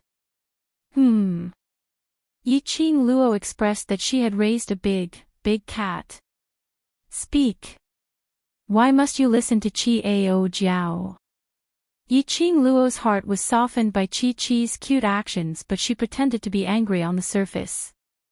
This little fellow obviously knew what this place was and what the opportunity that Xian mentioned was. But it refused to say anything. Not letting this little fellow explain anything. Even her own war pet, her own little fellow, could do little tricks behind her back. Was she still considered as a qualified master? As expected, when it saw Yiqing Luo's straight face, Chi immediately cried and acted cute, because Chi wants to help master. Under Chi's childish explanation, Yiqing Luo finally understood. This sealed ground, what kind of place was it? She finally understood. YDMO Xian said that this was her opportunity. And the reason why Chi and Chi Yan would appear here. So, the Miao tribe's forbidden land was sealed. It was one of the 4 sacred beasts. Black Tortoise. Just earlier, after Chi and Black Tortoise had a short contact, Chi then understood the reason why the Black Tortoise was sealed here. 700 years ago, Black Tortoise, which had been in deep slumber, was awakened by a summon near the Miao tribe village. A sacred beast which could summon the wind and rain. In this lower plane, there was no master to control them. Since it did not differentiate between good and evil, it naturally did as it pleased without any apprehension and stirred up a storm in the Nirvana realm. However, even though it was one of the 4 great divine beasts, it had been in a deep slumber for too long after all. The spiritual energy in the lower realm was not as pure as it used to be. The Black Tortoise consumed too much energy. When he couldn't replenish his spiritual chi. At that time, the holy maiden of the Miaogu clan had used a forbidden art of the Miaogu clan to seal the Black Tortoise under the Miaogu clan. She had left behind an ancestral teaching to suppress the seal for generations to come. And this time, the arrival of Yiqing Luo and the 2 Bu elders coincidentally unlocked the Black Tortoise's seal. Yiqing Luo and the 2 sacred beasts had already signed the contract. Her blood could naturally cause the Black Tortoise to react. That drop of blood from Yiqing Luo had unlocked the first layer of Black Tortoise's seal. Then, the 2 elders of the Bu family used their true feelings as a sacrifice to open the second layer of the seal.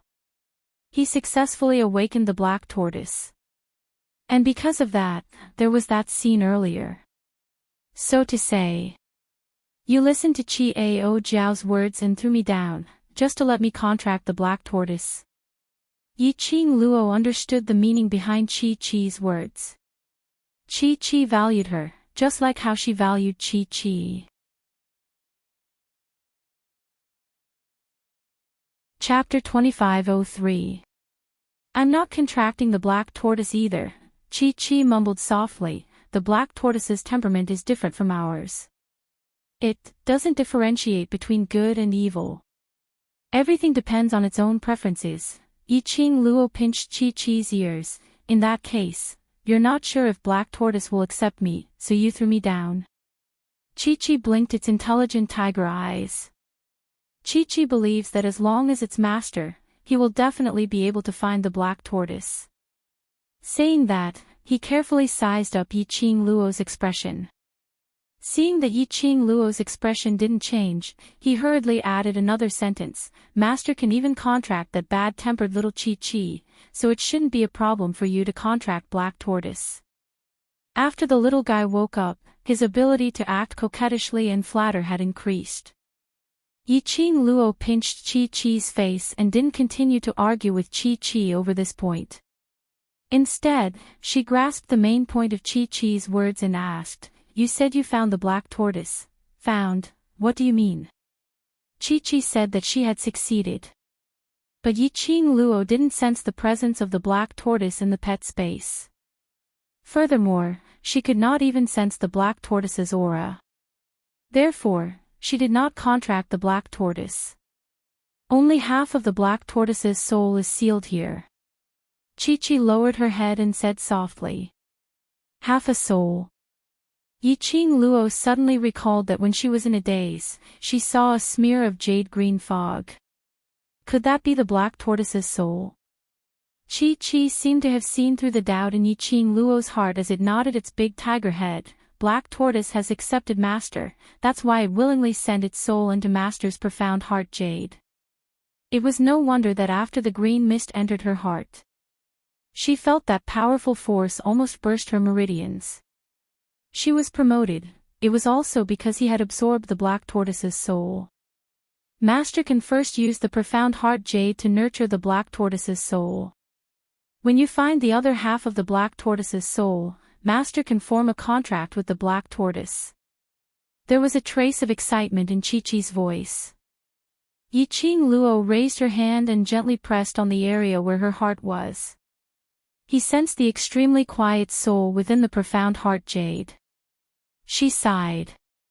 I see. Moreover, Black Tortoise was Chi-Chi and Chi-Yan's brother. Seeing how excited Chi-Chi was, it was as if she was about to meet her best friend. Yi-Ching Luo couldn't bear to reject him. What's more, she had contracted the Black Tortoise, which was beneficial to her.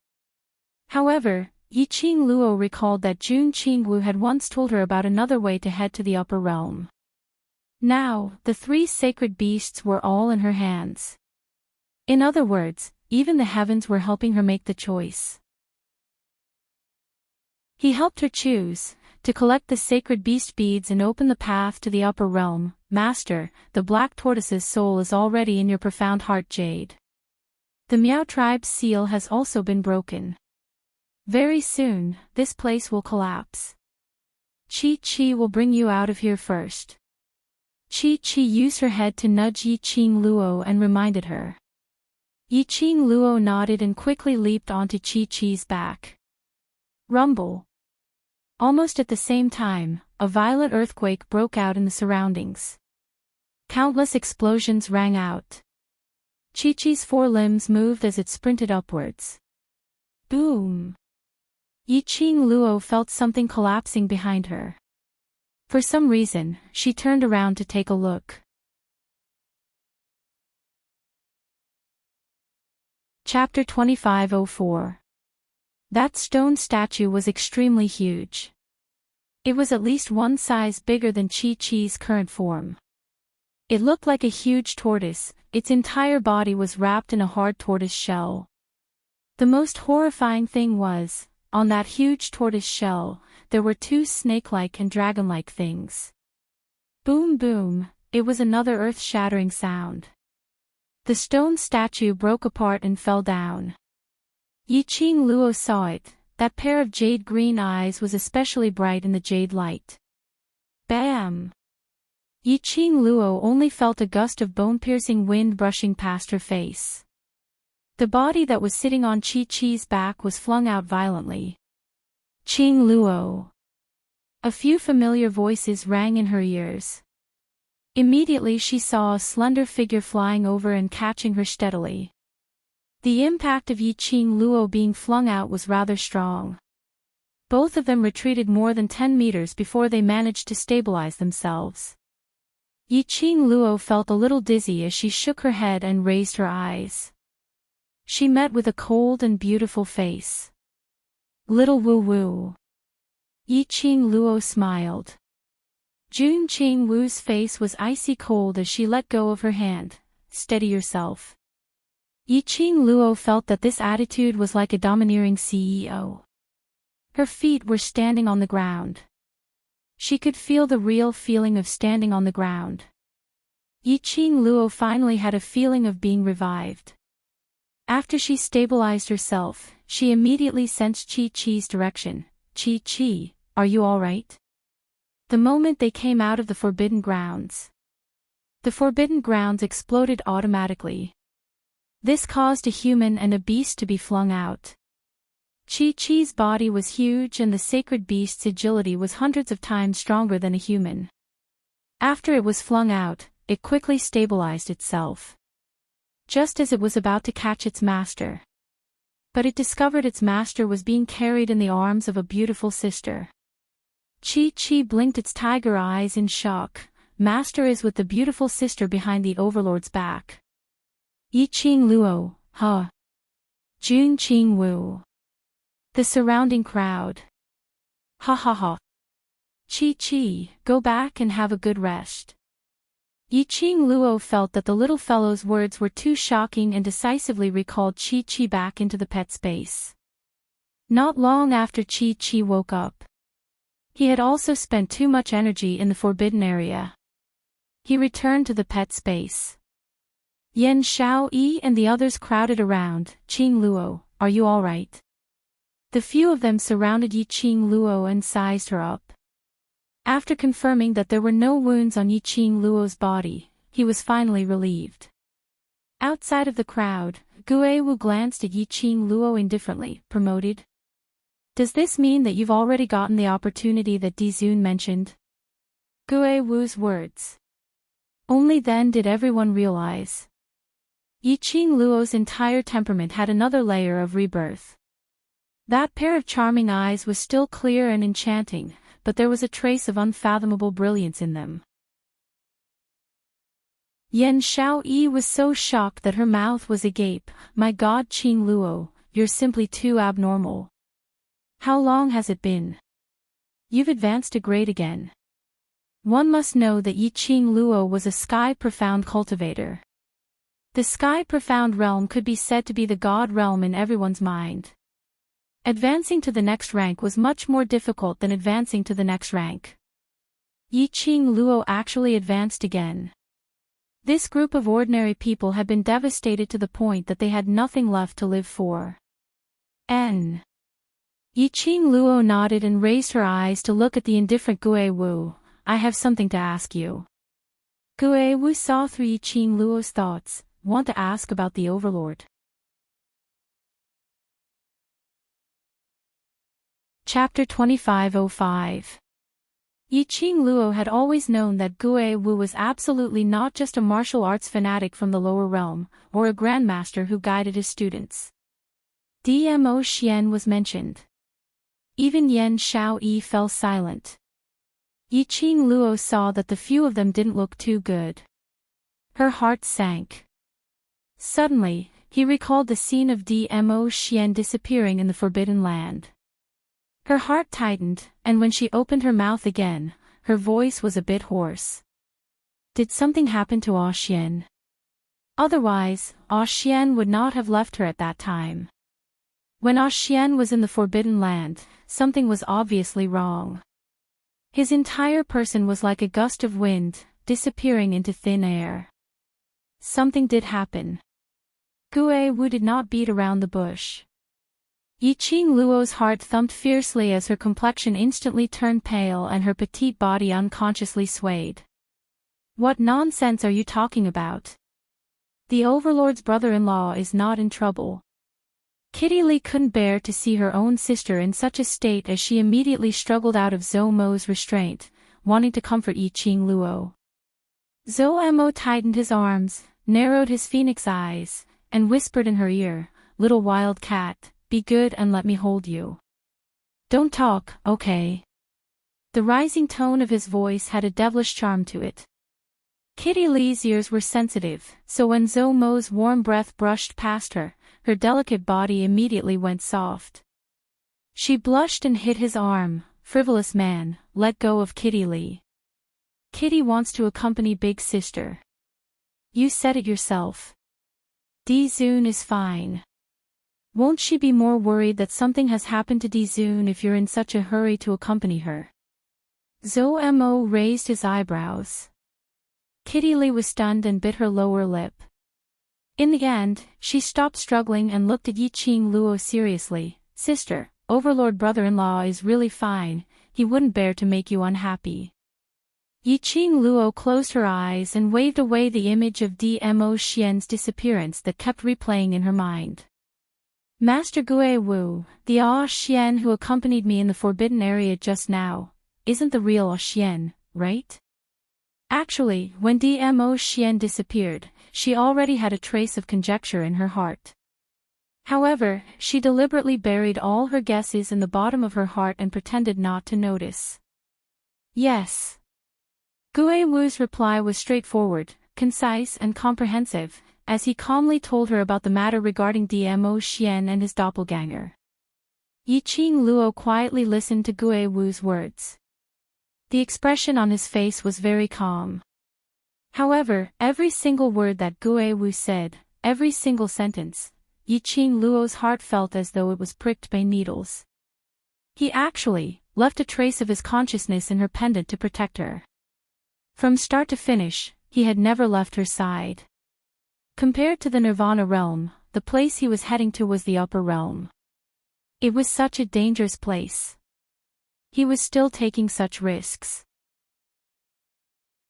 Just to protect her, this man, why did he always do things that made her both angry and touched? Gue Wu had said it before.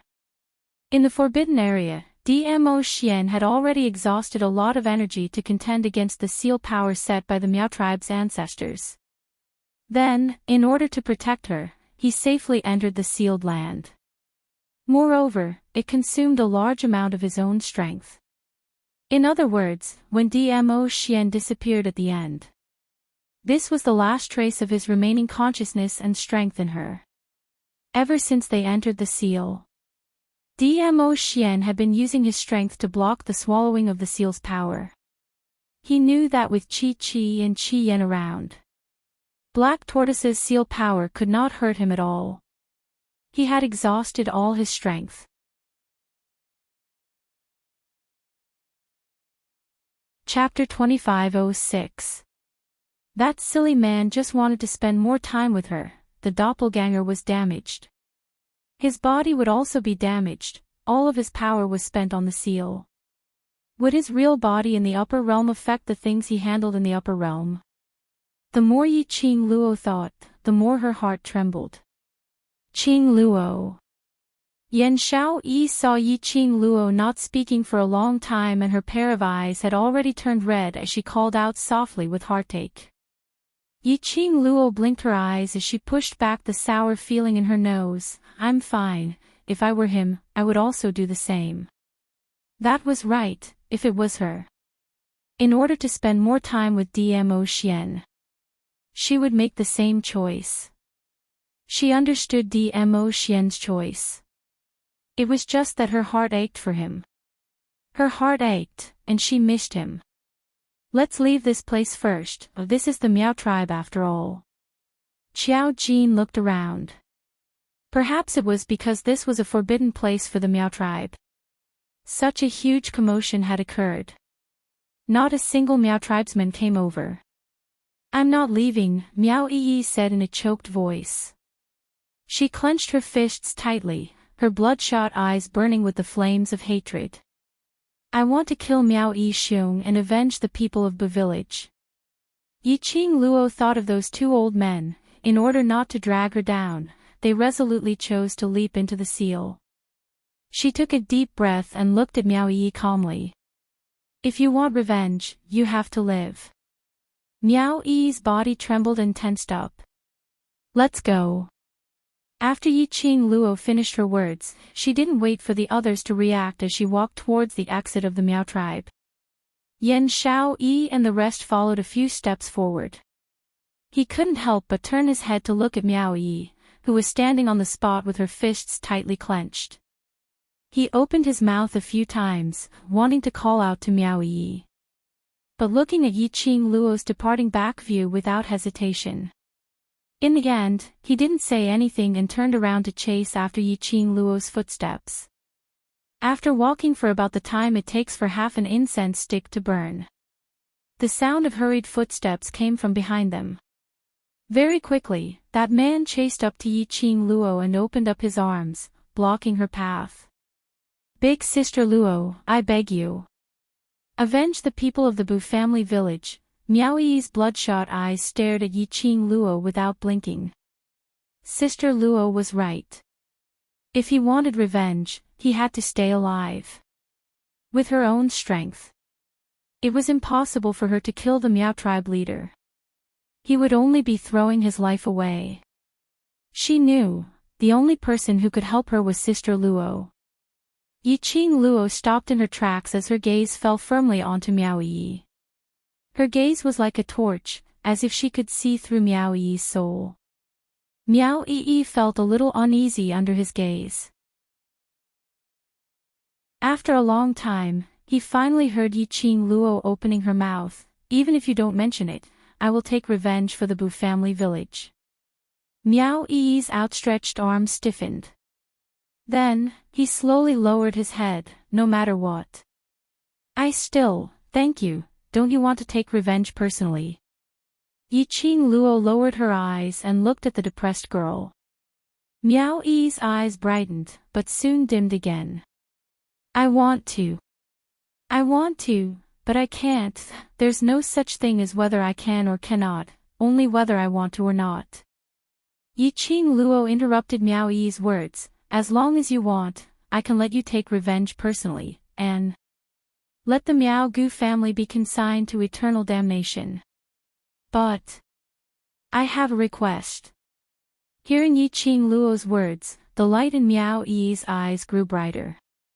She raised her head and her eyes were filled with determination. As long as I can take revenge personally, I will agree to anything you say.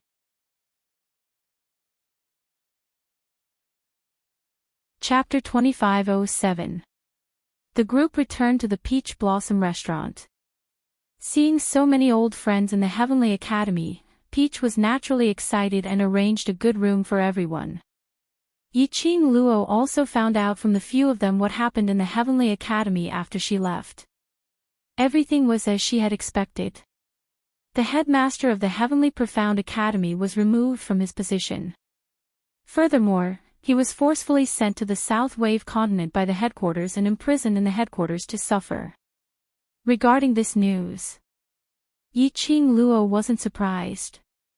Before she left, she had specially set up a trap for the Heavenly Dean. What the Heavenly Dean cared about the most was his Dean position. The most severe punishment for Dean Xian wasn't to let him die. Instead, she wanted him to lose everything that he had worked so hard to obtain. She made use of the incident at Shangshuan Temple to let Yun Xiang and Si Yanmu collude to kill the Dean. She appeared to save Dean Xian and used him to leave Yun Xiang first. Before he left, he instructed Yan Xiao Yi to divulge the matter of the Heavenly Dean colluding with the Dark Forces. 1 or 2 elite students would go missing in the Heavenly Academy every month. The reason why the Heavenly Academy would force students to leave school for 3 days every month. The trip to the South Wave continent and the Blazing Nest were all part of the Dean's and the Dark Forces' plan to undo the King of Darkness seal. no matter how secretive the Heavenly Dean was in the past, there would still be some slip-ups.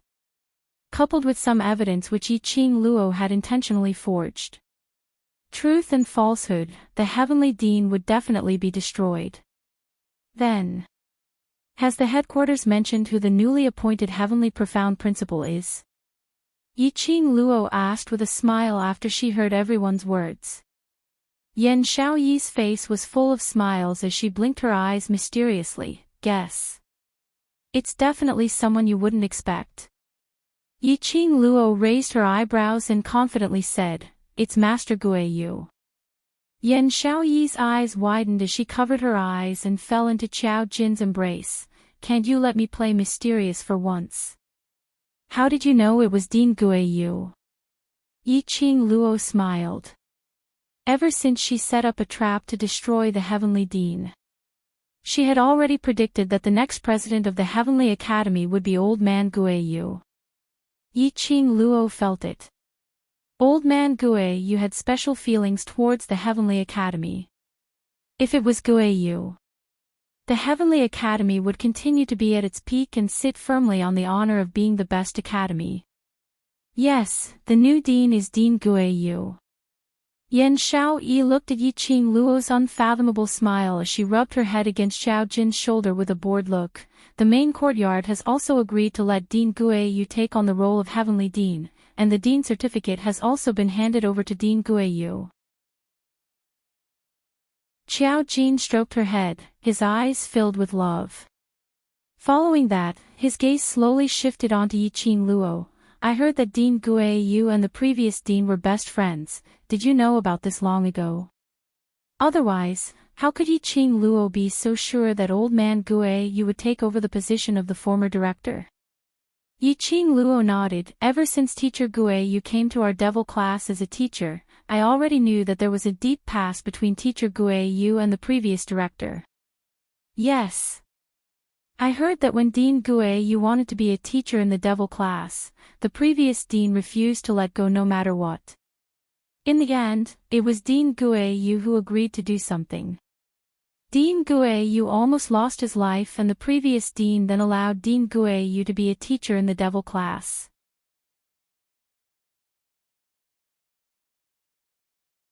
Chapter 2508. Yi Qing Luo was slightly stunned. She knew that Old Man Gue Yu was here to teach devil class. He must have made some sort of deal with the former dean. But he didn't expect, he had almost lost his life. Thinking of Old Man Gue Yu's crazed face, her heart softened. Teacher Gue Yu being the dean is the best outcome. Yi Qing Luo's brows curved. "After the matters in Northern Tide Continent are settled, we will return to the academy and celebrate with Teacher Gue Yu." Yan Xiaoyi grunted heavily. "This time, Slut Jean, Shadow and I came to the Northern Waves continent, firstly to see you, and secondly, to represent the Heavenly Academy to attend the birthday banquet of the Qinhua sect lord." Yi Qing Luo roughly guessed the reason why they would appear here. Just hearing it from their own mouths, she was still a little surprised. After all, Yan Xiaoyi and the rest were merely students of the Heavenly Academy. In terms of qualifications and status, it was not the turn of the devil class students to be the representatives of the Heavenly Academy. With Old Man Gue Yu's habit of protecting his children, it didn't matter if the devil class students were qualified or not. If Old Man Gue Yu said so, no one would dare to object. Old Man Gue Yu must be worried that she would not be able to lead a stable life in the North Wave continent. He also knew that the students of the devil class all missed him. That was why he had to withstand the pressure from the entire academy to appoint Yan Xiaoyi and the rest as the representatives of the Heavenly Academy. Yan Xiaoyi noticed her gaze and replied, "Master Guiwu and young Master Mo are here to participate in the Qinhua sect Master's birthday banquet."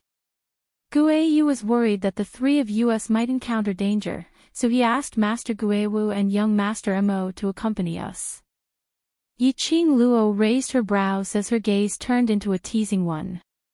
"If I remember correctly, as a martial arts fanatic, Ghost martial artist would never participate in any birthday banquets or grand ceremonies. even if the sect master personally invited him. The ghost martial artist might not give him any face. This time, he traveled thousands of miles from the South Continent to the West Continent, and from the West Continent all the way to the North Continent. She looked at Zhou Mo with a teasing gaze. Gue Wu had definitely followed Zhou Mo here. As for Zhou Mo, clearly, they were here for Kitty Lee. In order to chase after his wife, Zhou Mo was really going all out. In order to support his brother. The ghost martial artist was quite strenuous. 3 days later, on the birthday of the Qin Yu sect master, since last night, the city had been bustling with noise and excitement. The crackling of the firecrackers never stopped. There were also all kinds of festive bands roaming the streets and alleys. The city was decorated with lanterns and colored banners. Melodious music was being played, and the atmosphere was joyous. The commoners had filled up the streets and alleys of the Qinhua sect, and they were all talking about the deeds of the Qinhua sect master. Of course, this didn't mean that the Qinhua sect was a living bodhisattva in the eyes of the commoners.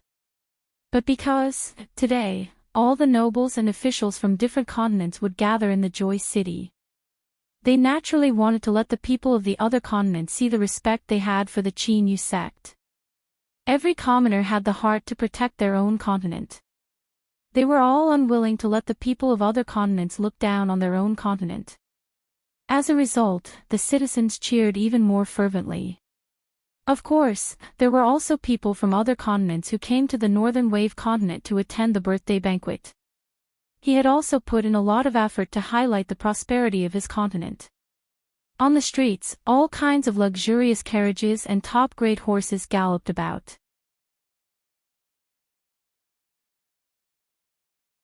Chapter 2509.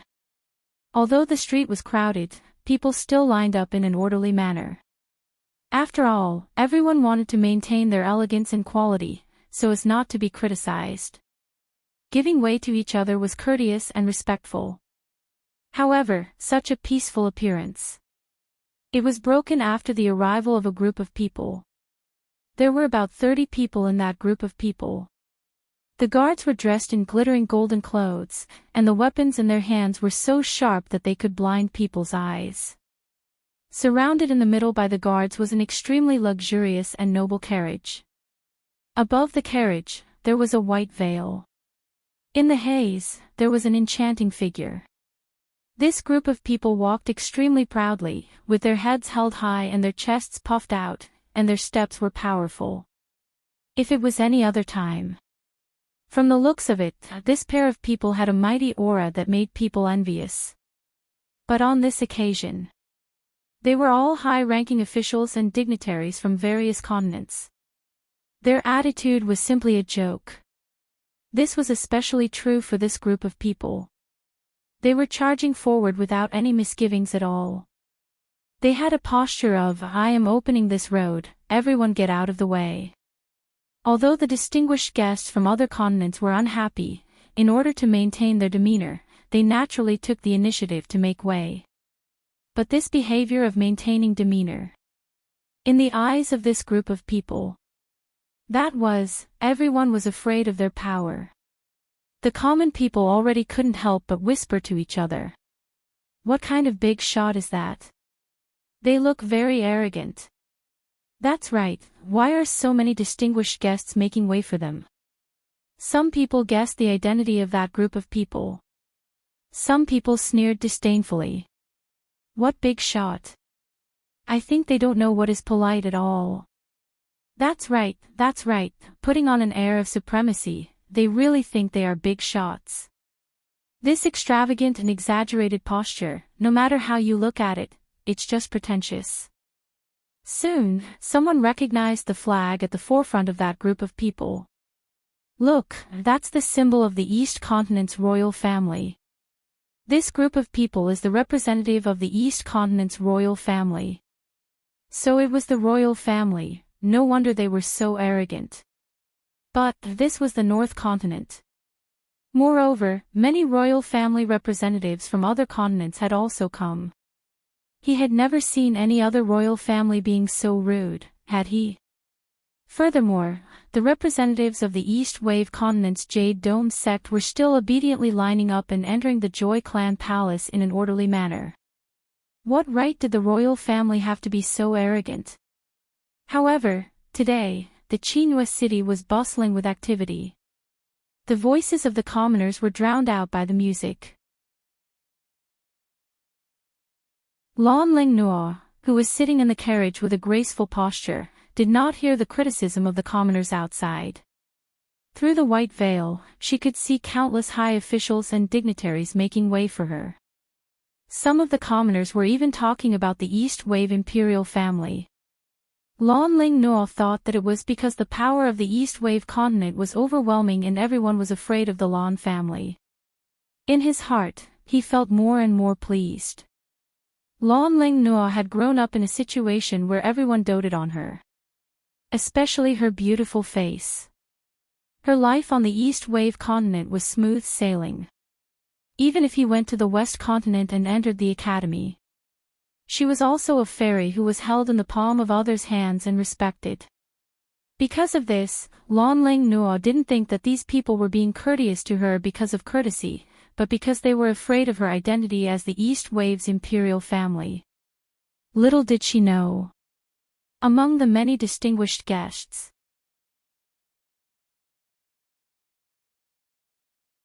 Chapter 25:10. Yiqing Luo and the rest were also heading to Qinghua clan's birthday banquet today. A line of 10 people sat in a spacious carriage. Qiao Jin was chased outside the carriage to drive. They were more low-key and under the contrast of the other luxurious carriages, their carriage looked very ordinary.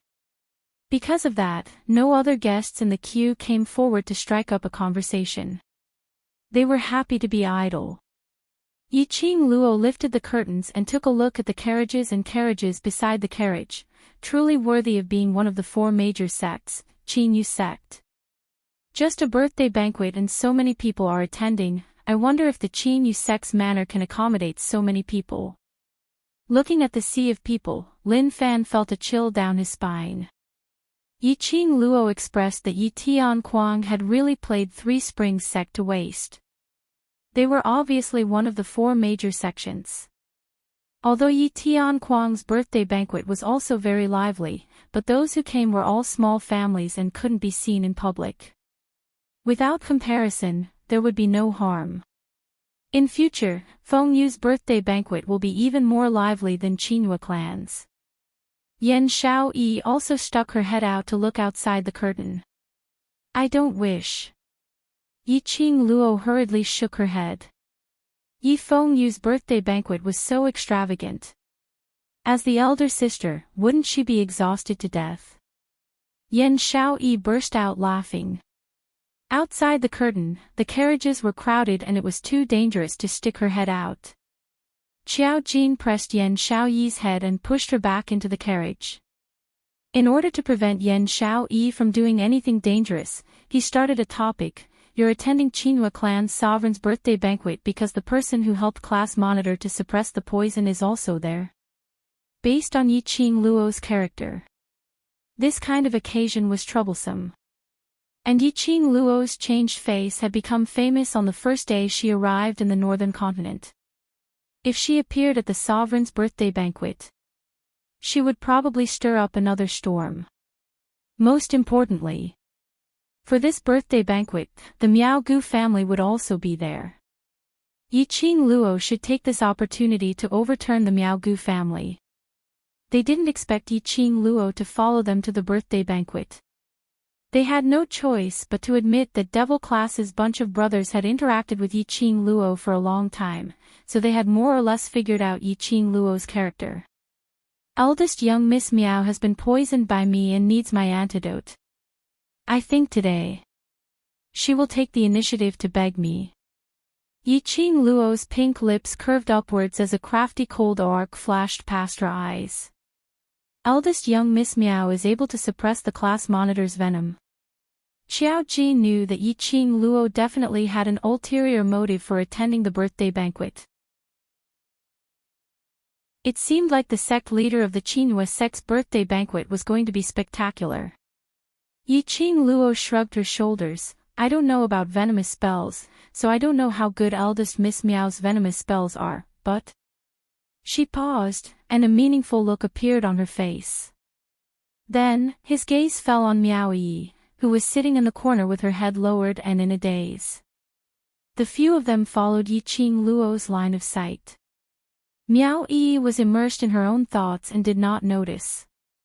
Xian Gui, who had been sticking close to Miao Yi, raised his head. The skinny young man looked at them with clear eyes. The few of them smiled at Xian Gui and shifted their gazes away, continuing their conversation. Qiao Jin and the others weren't familiar with Miao Yi and Xian Gui. But seeing Yi Qing Luo chatting in front of them without any intention to avoid arousing suspicion. So they didn't treat the both of them as outsiders. The few of them were chatting idly. Suddenly the carriage which was moving at a tortoise speed shook, as though it had been hit by something fiercely. The few people in the carriage swayed from the impact.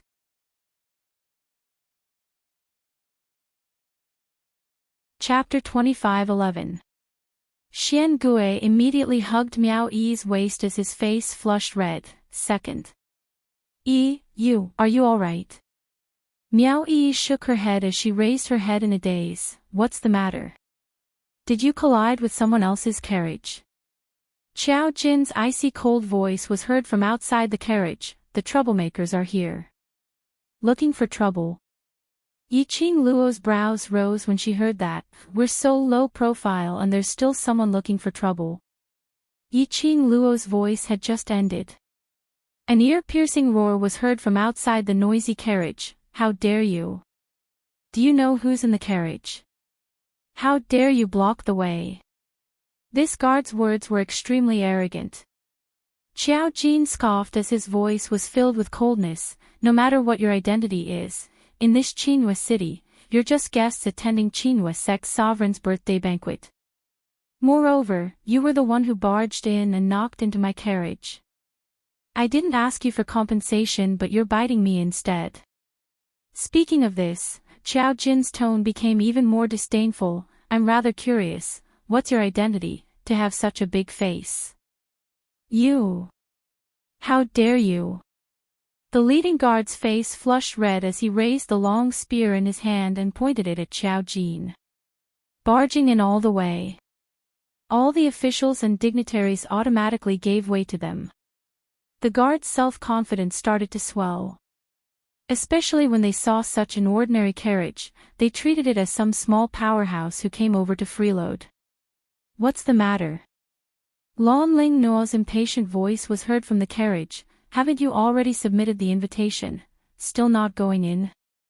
Regent Princess, we met a small powerhouse who not only collided with you, they even blocked the entrance of Qinghua sect, not allowing you to enter. That guard complained at the top of his voice. Lan Ling Nuo's beautiful face surfaced a sliver of anger when she heard that. Along the way, everyone was polite to her, East Lan Regent Princess. A small powerhouse actually dared to block her way. Lan Ling Nuo looked at the bustling guests and commoners through the white veil. Her beautiful eyes suddenly flashed a glint of brilliance.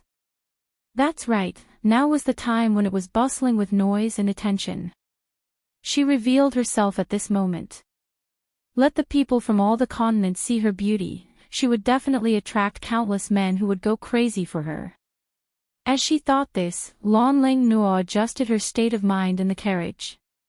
She stood up and lifted the white veil. The luxurious 100 birds paying homage to the phoenix robe accentuated Lan Ling Nuo's graceful figure. Her makeup was exquisite, and she was extremely beautiful. It was indeed an extremely beautiful face.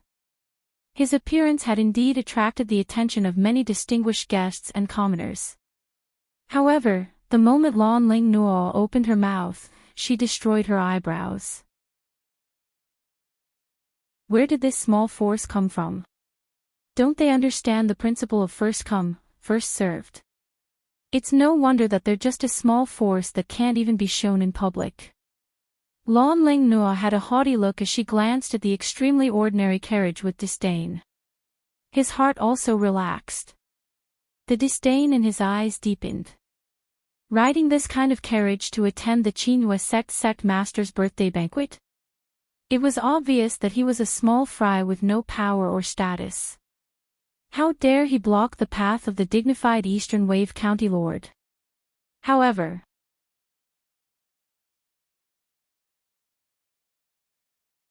Chapter 25:12. With that in mind, Lan Ling Nua's lips curled up into a smile. She smiled sweetly and said, I am not a barbaric person.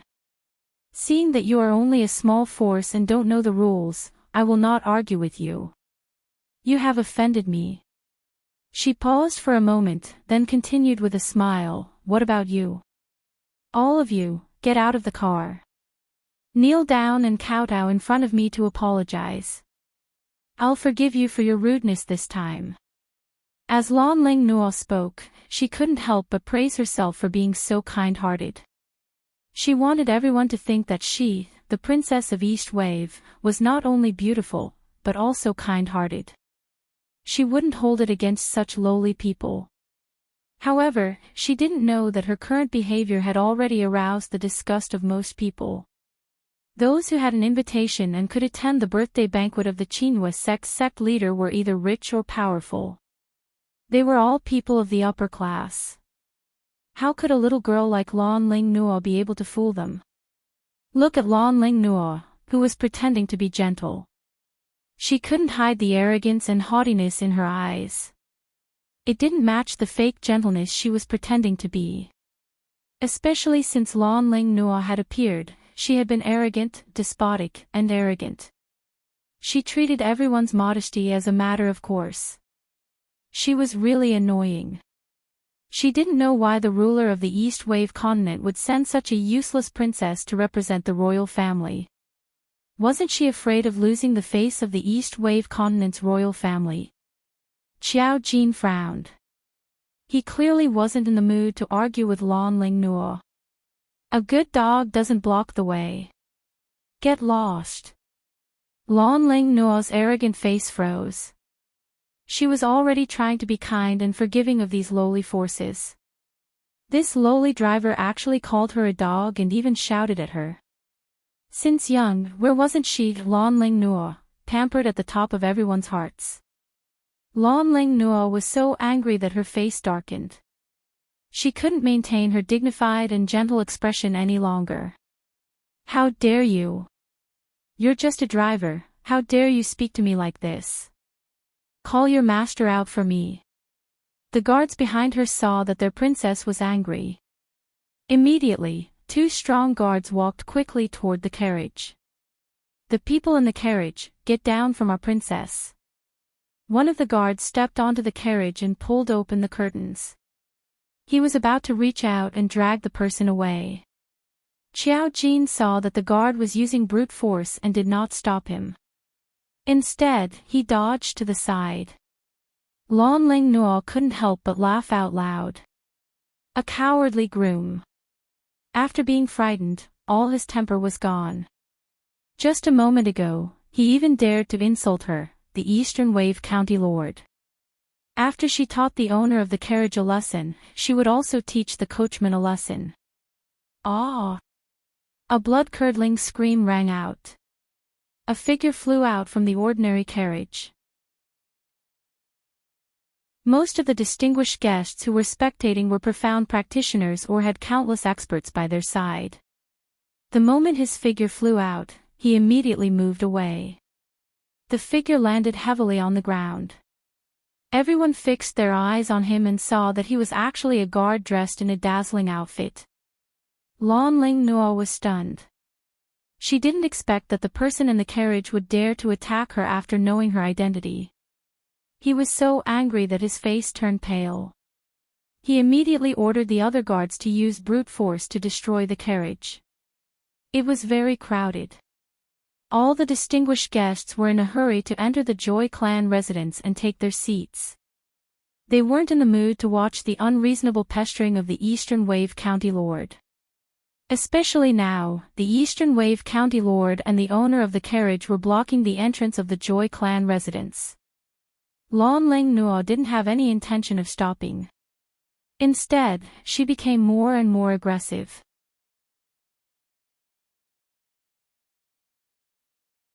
Chapter 25:13. Don't block the entrance of the Qinhua clan if you have any grudges, okay? If you don't want to go in, then don't hold everyone back. There are still many people waiting in line. As soon as the complaint was voiced, it was immediately echoed by the others. They already knew about the East Wave County Lord's arrogance and disrespect, so they were not interested in knowing more about it. They came all the way to the North Wave continent to build a relationship with the Qinhua clan. They were not interested in watching the little girls show off. There were even some honored guests who were resentful because Lan Ling Nuo had cut the queue and barged through the crowd, and they couldn't help but mock her. Today is the birthday of the sect master of the Qinhua clan. East Wave County Lord, is this the attitude of the East Wave continent's royal family toward the sect master of the Qinhua clan? Or, the teachings that the East Wave County Lord has received since she was young is that the East Wave continent is the only one in the Nirvana realm? Every word and sentence caused the forces from the East Wave continent to break out in a cold sweat. The representatives of the forces from the East Wave continent wanted to disassociate themselves.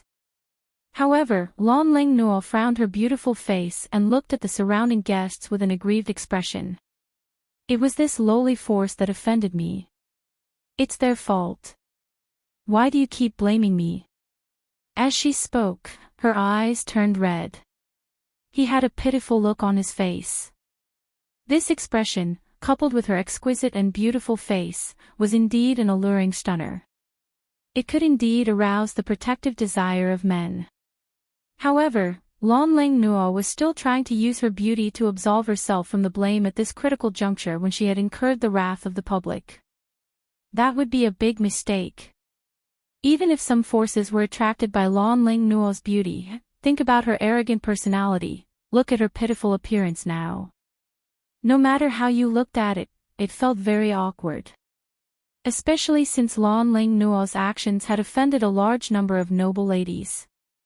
These noble ladies had grown up in the backyard since young. She kept saying one thing after another. Every word she said made Lan Ling Nuo so ashamed that she could not refute. In an instant, Lan Ling Nuo's face turned red from the criticism of those noble ladies and ladies, as well as the guests who were already extremely impatient. Lan Ling Nuo had never suffered such humiliation. Just as Lan Ling Nuo was about to explode in anger, a small figure, under the protection of a group of well-trained guards, walked over quickly. Sister Nuo, what happened? When Lan Ling Nuo saw her, it was as if she had grabbed onto a life-saving straw. Lingling, you must seek justice for me. Someone dares to be so arrogant in your Northern Tide Continent's territory. They simply don't respect your Northern Tide Continent. Lan Ling Nuo's face turned red, and she was so angry that her eyes turned red. When Xiao Lingling saw this, she felt that Lan Ling Nuo was so angry that she was crying.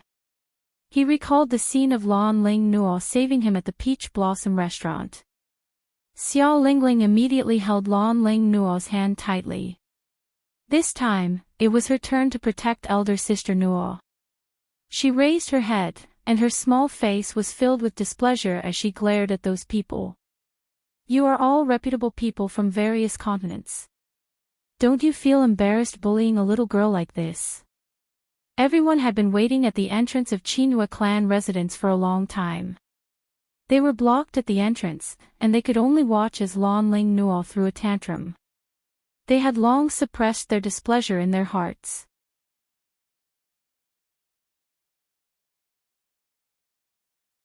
Chapter 25:14. First, it was the princess of the East Billow region who was arrogant and rude in front of them. Seeing that she was just a little girl, he maintained the attitude that it wasn't appropriate for her to cause trouble on the birthday of the Qinhua sect master. They graciously endured it. Now, Princess Bailon was criticizing them. Although they were on their own continent, their status and power were indeed incomparable to the royal family. But that didn't mean that he was going to the Northern Wave continent to attend the birthday banquet. He was even bullied by the royal family of the Northern Wave continent. If this news were to spread back to his own continent, wouldn't they become the laughingstock of the Northern Wave continent? There were even people from other continents making guesses. Were the East and North continents planning to join forces and invade the other two continents? As soon as these words were spoken, it instantly caused all the distinguished guests and the surrounding commoners to panic. This was related to the peace of the Nirvana realm. The distinguished guests from the various continents immediately began to question. The representatives of the forces of the two continents in the north and east hurriedly explained. This meant that they had absolutely no intention of destroying the peace of the Nirvana realm. Lan Ling Nuo realized the seriousness of the matter under everyone's pushing and shouting. Her heart trembled violently, and her little hand tightly grasped Xiao Lingling's wrist. If this group of people really believed that she and Xiao Lingling, as the representatives of the royal families of the two continents, had joined forces to destroy the peace of the Nirvana realm, she would be killed by these people. Furthermore, even if these people let her go back to the East Wave continent, no matter how much Uncle June spoiled her, she had caused such a huge commotion. Uncle Monarch would not let her off easily either. Lan Ling Nuo knew how to make use of her beauty. In the East and West continents, she was doing very well. Naturally, she was not a fool. She immediately grabbed Xiao Lingling's hand and said with a sobbing tone, "Lingling, you've misunderstood. It's not the lords, it's the person in the carriage." As she spoke, she put on a humiliated expression. It was clearly my East Billow tribe's invitation that was sent first, but the coachman of this carriage actually drove his horse and directly bumped into me, insisting on entering the manor before me. I couldn't take it anymore, so I argued with the coachman, but I didn't expect. Lan Ling Nuo wanted to push all the blame for this farce onto the small faction in the horse carriage. In any case, it was just a lowly small force. To die for her, Princess Donglan. That would be their honor. However, he could not personally teach these lowly and rude people a lesson. Xiao Lingling was startled. She immediately turned her head to look at the low-profile carriage. She frowned and lifted her foot to kick the carriage. "The people inside, get out." Once again, she called out to Lan Ling Nuo's guards and her own guards. "Push the carriage to the side for me. Don't delay everyone from attending Uncle Sect Leader's birthday." The two girls directly ignored the surrounding guests who were pointing at them and gossiping about them. All of them turned their attention to the carriage. One of them burst into tears. One of them kicked the carriage in a rude and unreasonable manner. They were all people of status, and they weren't young either. At this time, it was not good to continue to harass the two little girls. In the carriage, Yiqing Luo's long and narrow eyes revealed a trace of teasing smile. Although Xiao Lingling was only 12 or 13 years old, she was very quick-witted. He specifically asked the guards to push their carriage aside and make way for them. The distinguished guests had been delayed for a long time, and their hearts were already burning with anxiety.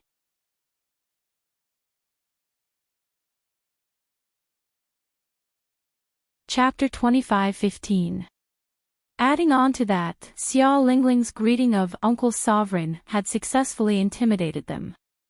They were here to offer their blessings to the sovereign of Qinhua sect. For Xiao Lingling to address the sovereign of Qinhua sect as uncle, it was obvious that the relationship between the royal family and the sovereign of Qinhua sect was rather close. So it was even more impossible for them to haggle over anything. How could Yiqing Luo allow this show to end so easily? If she didn't teach them a lesson. They didn't know how to learn from their mistakes. This could be considered as her teaching them a lesson. Bam! Bam bam bam! Just as the two groups of guards swarmed towards the carriage, trying to push the carriage away. An extremely powerful profound energy suddenly exploded from within the carriage. That force sent the guards, who were caught off guard, flying. One by one, they fell onto the ground, crying out in pain. You! How dare you lay your hands on the royal guards? Xiao Lingling couldn't believe her eyes as she watched her guard fall to the ground and wail in pain. Lan Ling Nuo, who was standing by the side, sobbed softly. Earlier I asked the guards to ask the owner of the carriage to alight but was thrown out by the person in the carriage. It's just a small powerhouse but they totally disregarded us. Her tone sounded as though she had suffered a huge grievance. She was obviously complaining. But she was reminding Xiao Lingling. The person in the carriage was just someone from a small powerhouse. And he was extremely arrogant. When Xiao Lingling heard that, she was so infuriated that her face turned red. She had always relied on her status as a little princess and was used to doing evil. The word she couldn't bear to hear was others disregarding her. This princess wants to see how powerful a small powerhouse's representative is. Xiao Lingling walked directly to the side of the carriage and lifted her leg to step on the curtain. Qiao Jin, who was by the side, had long sat at the side with a, "You guys can fight however you want, I'm just here to watch the show," look. Xiao Lingling shot a disdainful glance at Qiao Jin. She raised her hand and was about to lift the curtain. Her hand hadn't even been lifted. That floating curtain was pinched by a hand. That hand was as fair as jade and the fingers were long and slender, like a fine jade. Even Xiao Lingling, who had never done any manual labor and had meticulously taken care of her body every day, couldn't help but feel inferior when she saw her fair fingers. Then, the curtain of the carriage was lifted. A rather delicate face entered Xiao Lingling's sight. When Xiao Lingling's gaze was fixed on that face, she suddenly felt a chill run down her spine. She suddenly screamed, "Aw!" Then, as if he had received a huge shock, he took a few steps back. He retreated. Xiao Lingling's footsteps missed. His body fell backwards. Boom! Xiao Lingling fell to the ground with a heavy thud. Her entire body was throbbing in pain from the fall.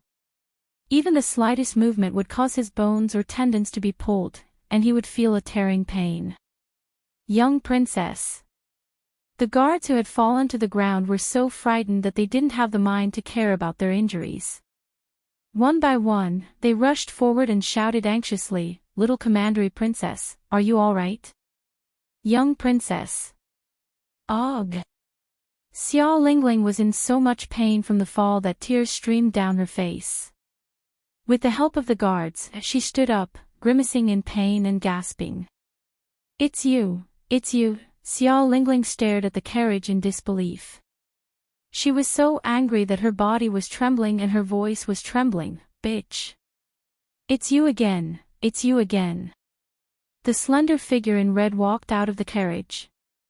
Even if she turned into ashes.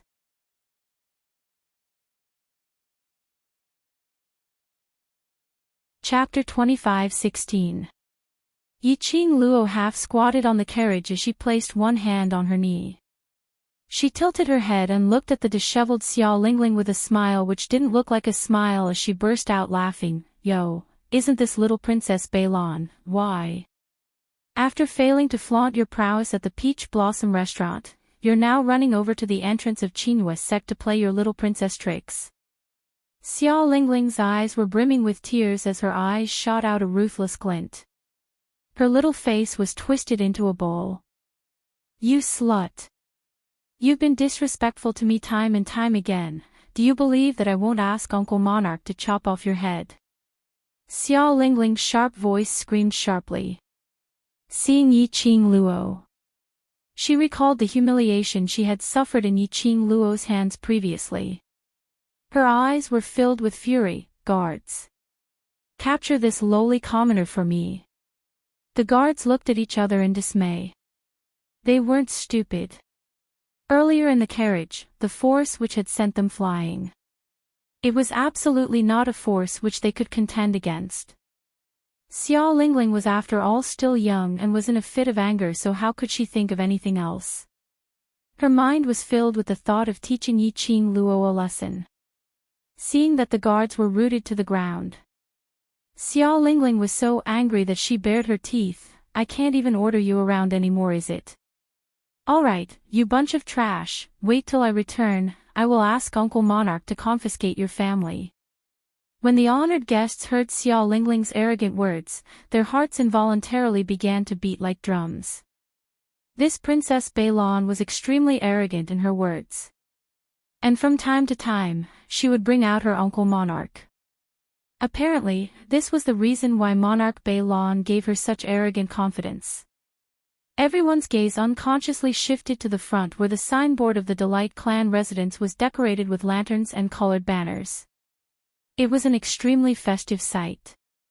A royal princess dared to create such a ruckus at the entrance of Qinyue's sect and even asked the monarch to stand up for her. That meant that she didn't put Qinyue's sect in her eyes at all. From the bottom of her heart, she felt that even if it was Qinyue's sect, they had to submit to the royal family. Little Princess Beilon was only 12 or 13 years old. For her to have such arrogant behavior and remarks, it was obvious that someone had instilled a deep-rooted idea in her. This person. Who else could it be other than Sovereign Beilon? In other words, was Monarch Beilon trying to suppress the Qinyue clan? This thought flashed across the minds of all the distinguished guests. They looked in the direction of the Joy clan residence with a meaningful and probing gaze. However, Xiao Lingling, who was in a fit of anger, did not notice that her actions had already aroused many speculations. Bitch! Don't think that you can bully people just because you have a high profound rank. This is the Northern Wave continent, outside of Uncle's sect master's residence. If you dare to cause trouble, Uncle's sect master will never let you off. Xiao Lingling's voice became softer and softer under Yi Qing Luo's pair of smiling yet not smiling eyes, as her arrogance became lower and lower. At the end of her sentence, she felt her heart fill with fear, as though it was going to jump out of her throat. Her face was deathly pale, and her heart was filled with hatred. She did not want to be afraid of this slut. But unfortunately, the more she looked at this slut, the stranger she felt. Her lips trembled as she immediately sought help from Lan Ling Nua. Sister Nua, look at this slut, she. Lan Ling Nua had already squeezed into the crowd. Earlier when the distinguished guests guessed that East Wave Continent and North Wave Continent were going to form an alliance, it gave her a reminder.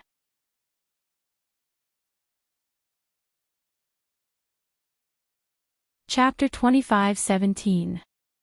Although she despised these people who ran over to the North Continent, hoping to get in touch with the sovereign of Qinyue sect. But after all, these were all influential people from various continents. She wasn't afraid of these people. But she didn't want the East Continent to become enemies with these people. Because of this, Xiao Lingling, that idiot, stood out herself, standing at the heart of the struggle. Lan Ling Nua decisively chose to let Xiao Lingling take the blame alone. But unexpectedly, Xiao Lingling actually dragged her out again. Lan Ling Nua's expression was steely green, but when Xiao Lingling looked at her, her expression had already adjusted, with a timid look and red eyes. But in her heart, she was cursing Xiao Lingling over and over again. Lingling. Lan Ling Nua had no choice but to walk up. Her mind was spinning quickly. Everyone in the world sympathized with the weak.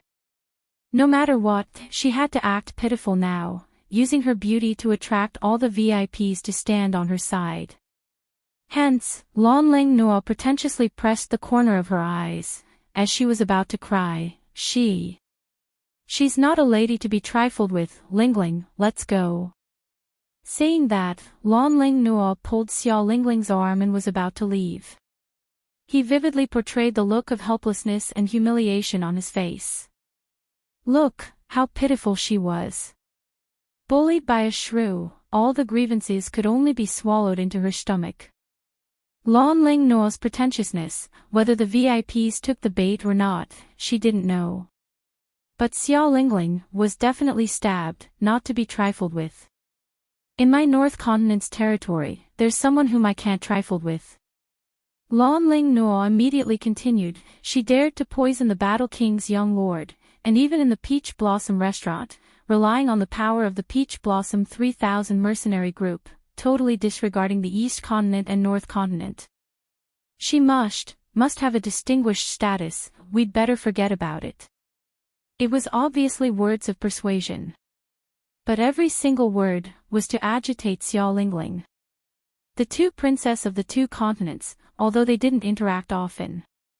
But Lan Ling No more or less understood Xiao Lingling's character. Just a few words easily aroused Xiao Lingling's competitive spirit. And when the VIPs heard Lan Ling No's words, their gazes shifted onto Yiqing Luo. Poison the young prince of the War King's mansion. How could this woman be so bold? There were also quite a number of people who had stayed in the city for a period of time. Naturally, they knew about the Battle King's mansion's search for a red-clothed girl. There were some who recognized Yiqing Luo. He immediately talked about the search in the warlord's mansion. Everyone's gaze towards Yiqing Luo was filled with probing. He seemed to be guessing what identity this seemingly ordinary young girl had to actually dare to touch the young prince of the warlord's mansion.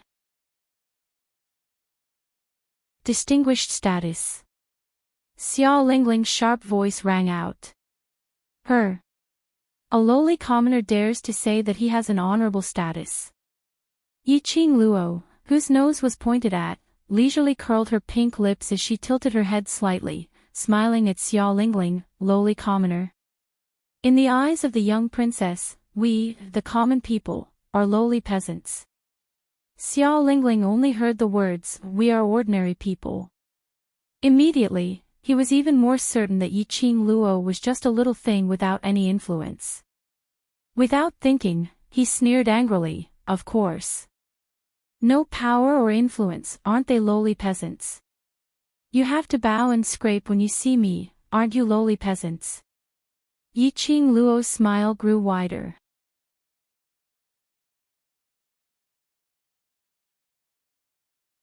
Chapter 25:18. Xiao Lingling was so infuriated that her mind was muddled. Lan Ling No wasn't. She and Xiao Lingling were on the same boat now. She walked up quickly and grabbed Xiao Lingling's wrist, speaking in a low voice, Ling Ling. Forget it, you're not her match. Not only were the VIPs from various continents around them. There were also the commoners of North Tide Continent. Xiao Lingling belittled the commoners in front of them. And kept on calling them lowly commoners. Wasn't she trying to incite the anger of the commoners? The both of them represented the royal families of both continents. Unlike that slut, who had no fear. The current situation. It was extremely disadvantageous to them. Anyway. The third day of the birthday banquet.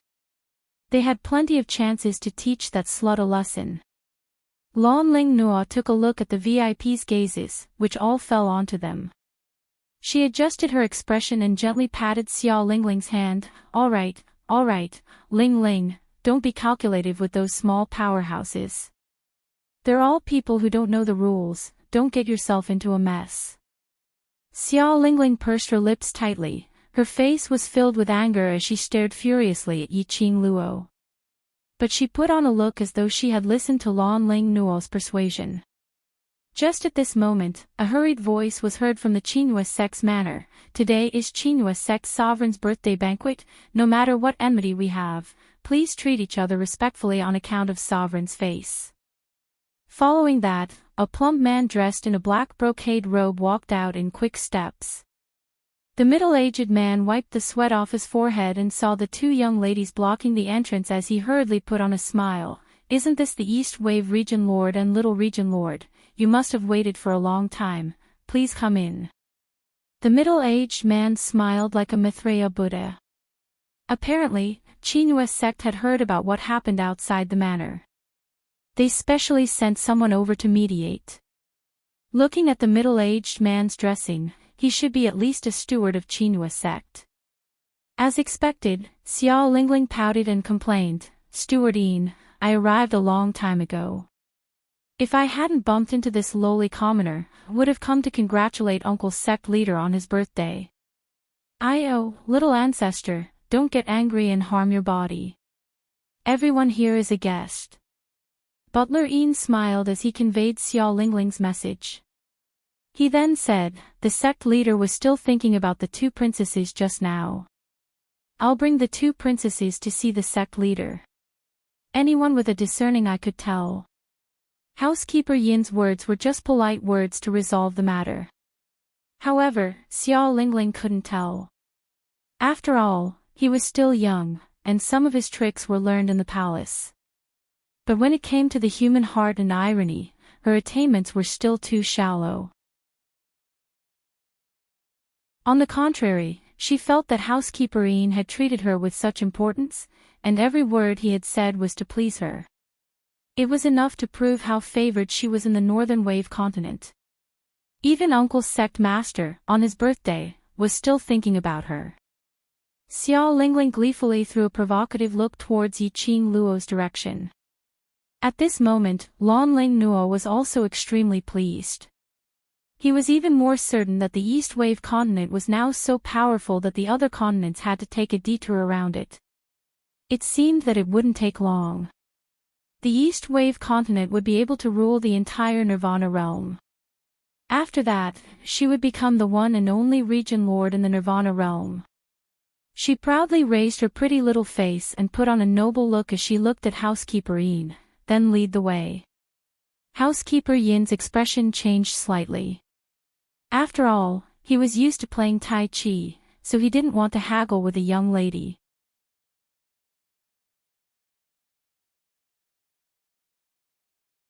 Chapter 25:19. Under everyone's gaze, Xiao Lingling and Lan Ling Nuo proudly walked through the entrance of the Joy clan manor. The steward of the Qinhua faction personally welcomed them. Even the representatives of the sects from the other continents would not receive such an honor. This time, they had gained a lot of face. The two of them were secretly delighted. But they didn't know that the guests' impression of the two of them was already terrible to the extreme. There were also some large forces that were suspicious of the royal families of the eastern and northern continents. The two princesses were no longer waiting at the door, and the other guests could finally enter the Joy clan manor. Yi Qing Luo saw that the farce had ended and didn't intend to investigate further. Instead, he returned to the carriage. Qiao Jin handed over their invitations. When the gatekeeper saw the invitation that Qiao Jin handed over, the expression on his face suddenly changed. His eyes were filled with shock, and then he looked at the ordinary carriage with a trace of respect. Qiao Jin frowned slightly and looked coldly at the gatekeeper. Only then did the gatekeeper react and hurriedly stood up, "Please come in, please come in." The carriage slowly entered the Joy clan manor. The guests waiting around were all shrewd people. Naturally, he had seen the gatekeeper's reaction just now. Someone asked curiously, "Who is the person in the carriage?" The gatekeeper must have seen the name on the invitation, which was why he showed such a terrified expression. The gatekeeper's expression changed. He said solemnly, "Everyone, please don't ask too much. That man likes silence." After the carriage entered the Joyful Heart sect, a manservant came forward to stop the carriage for them. Yi Qing Luo had just alighted from the carriage when she heard Lan Ling Nuo's sweet laughter. Yi Qing Luo looked over. Indeed, not far ahead, Lan Ling Nuo and Xiao Lingling were surrounded by a group of young ladies. It was unknown what they were talking about, but they would occasionally laugh. Butler Yin stood at the side respectfully. But Yi Qing Luo could tell. There was displeasure in Butler Yin's eyes. Yi Qing Luo glanced lightly at the two who were still teasing the other young ladies, squinted her charming eyes and sneered coldly. Lan Ling Nuo and Xiao Lingling didn't look like fools. Why couldn't he think straight at such a crucial moment? After all, this was the Qin Yu sect. It was the birthday of the sect master of the Chinyu sect. He had the busy butler run to the door to welcome the two of them. He wanted to mediate between the two of them and avoid unnecessary disputes. On the other hand, Xiao Lingling and Lan Ling Nua wanted to show off their status in the eyes of the sect master of the Chinyu sect. Regardless of whether what Stewardine had said about the sect leader thinking about the two princesses was true or not, these words came out. They were two juniors who had come to offer their blessings. No matter what, the sect master should be the most important. No matter what it was, he would have to wait until he met the sect master first. However, the two of them deliberately walked very slowly, and along the way, they even greeted people with all sorts of haughty noises. What's more, they gathered together with the rich young ladies and flaunted their nobility. He really didn't know whether to laugh at their stupidity or not. Or were the two of them so thoroughly brainwashed by their uncle monarch that their brains were damaged? Did he really think that the identity of the royal family was unique and honorable in the world? What are you laughing at? Yen Xiaoyi came down from the carriage and asked casually. Yiqing Luo shot a glance towards Lan Ling Nuo's direction. Yen Xiaoyi looked over and her beautiful eyes widened. Tisk, these two people's brains must have been kicked by a donkey. The truth had proven that Lan Ling Nuo and Xiao Lingling's brains had indeed been kicked by a donkey. The two of them looked over at the same time. The people over there naturally sensed something.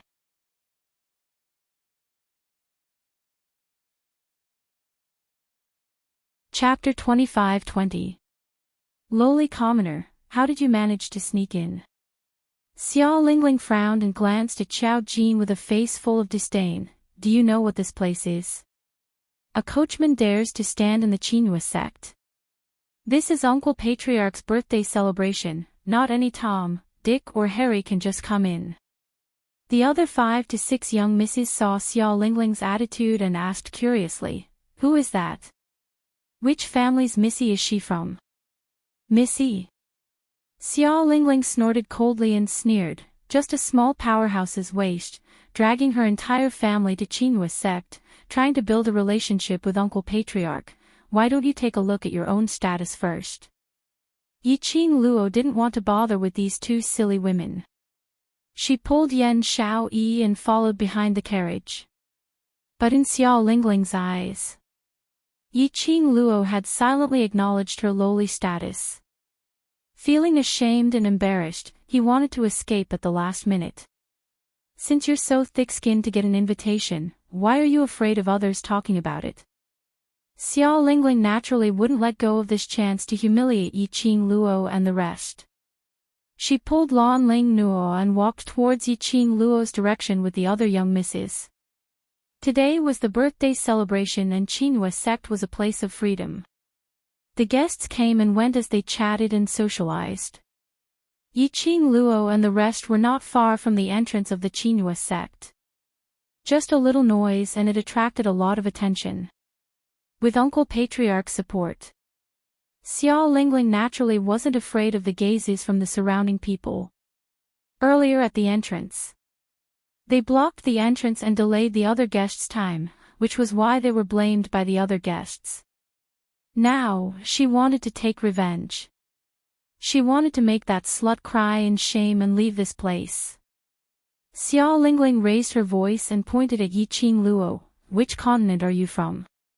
Making this kind of carriage and trying to build a relationship with Chinyu sect, a bunch of useless waste, you're a disgrace to your continent. In order to build a good relationship with the two continents' princess, the young misses naturally stood on their side. Especially when they saw the extremely ordinary carriage behind Yiqing Luo. Their hearts were filled with contempt towards Yiqing Luo and the rest. Trash from a small faction, don't embarrass yourself here. That's right. Do you really think that you can befriend the sect master just because you attended the sect master's birthday banquet? With your status, it's already a luxury to be able to see the sect master. The way I see it, these two girls are shameless enough to come to the joyful Qin sect's birthday banquet. They're probably trying to hook up with some noble young master and become his bed warmer. Look at how they're dressed. They're obviously vixens who are here to seduce men. The words of the young lady successfully pleased Lan Ling Nuo and Xiao Lingling.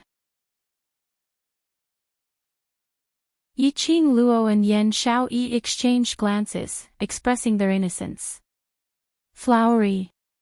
If what they were doing was considered fancy, then, wouldn't this group of young ladies be so pretty that I can't look at them anymore?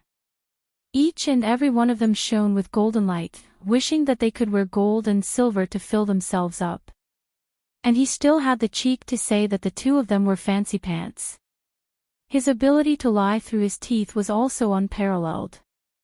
With their unpresentable looks. Just based on their petty-minded appearances. Who else are they trying to seduce? If we're talking about the prettiest today, it would be Princess Dong Lan and young Princess Bei Lan. As they spoke, the young lady started to flatter the two princesses again. This flattery. Xiao Lingling and Lan Ling Nuo expressed their satisfaction. Looking at Yi Qing Luo and the rest, they couldn't say a word after being criticized by the young ladies.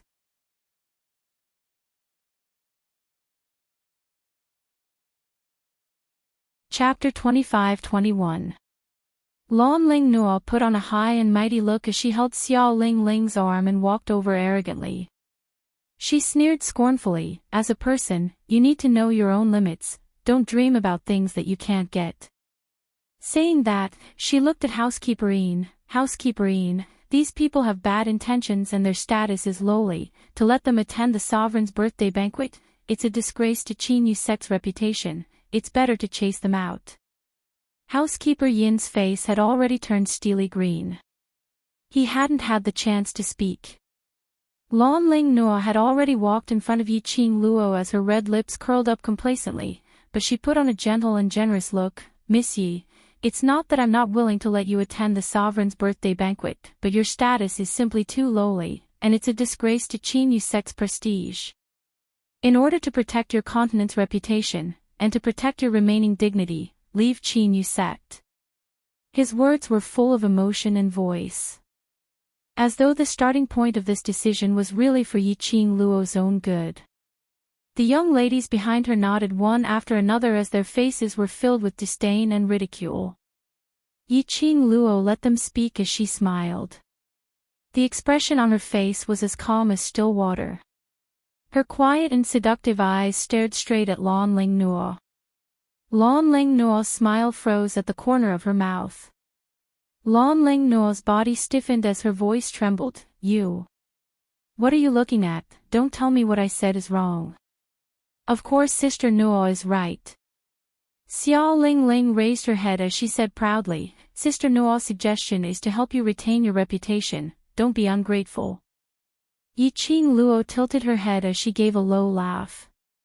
Her pair of charming eyes, because of her raised arc, added some enchantment. Lan Ling Nuo was jolted back a few steps. Yi Qing Luo smiled slightly. "Are you done?" Her voice was cold, without any extra emotions. Lan Ling Nuo's nervous heart tightened. Yu Ji wasn't around. If this slut really made a move on her, she would definitely be at a disadvantage. No matter what, she must make them scram out of Qin Yusec. Lan Ling Nuo retreated a few steps and shrunk closer to Stewardine. "Stewardine, take a look. Such a barbaric woman. If she really attends the sect leader's birthday banquet and offends the sect leader, what should we do?" Stewardine dodged Lan Ling Nuo's outstretched hand without a trace. He was neither servile nor overbearing, but his expression was gloomy. "East Wave Region Lord, everyone who comes is a guest. The Qin sect will not look down on anyone because of their identity." Lan Ling Nuo's expression stiffened. "Stewardine." Xiao Lingling instantly pulled a long face when she heard this. "Are you saying that I look down on them?" Butlerine bowed slightly but didn't say anything. In other words, it was a tacit agreement. Xiao Lingling's expression became extremely ugly. "So what if I look down on them?" What right does a lowly piece of trash have to sit in the same place and breathe the same air as me? I find it disgusting. Lon Lang Noa also said gently, Housekeeperine, don't hurt our friendship because of these lowly people. We are doing this in consideration for the Chinua sect. If these people really attend the sect leader's birthday banquet, it will really affect the mood of the guests. Lon Lang Noa's tone became heavier as she spoke. She was threatening Housekeeperine. They were the two most pampered young region lords in the two continents. Even the Chinua sect had to give them face and treat them as VIPs. No matter what, they wouldn't offend the two region lords just because of these sluts, right? Housekeeperine had yet to reply. You're tuning into the LoveLore Library YouTube channel. We're so grateful for your support, and don't forget to subscribe to join us on this incredible journey through captivating stories. Your generosity through donations truly makes a world of difference, as it's the primary source of revenue that allows me to expand and enhance this channel for you. Thank you from the bottom of my heart for being a part of this adventure.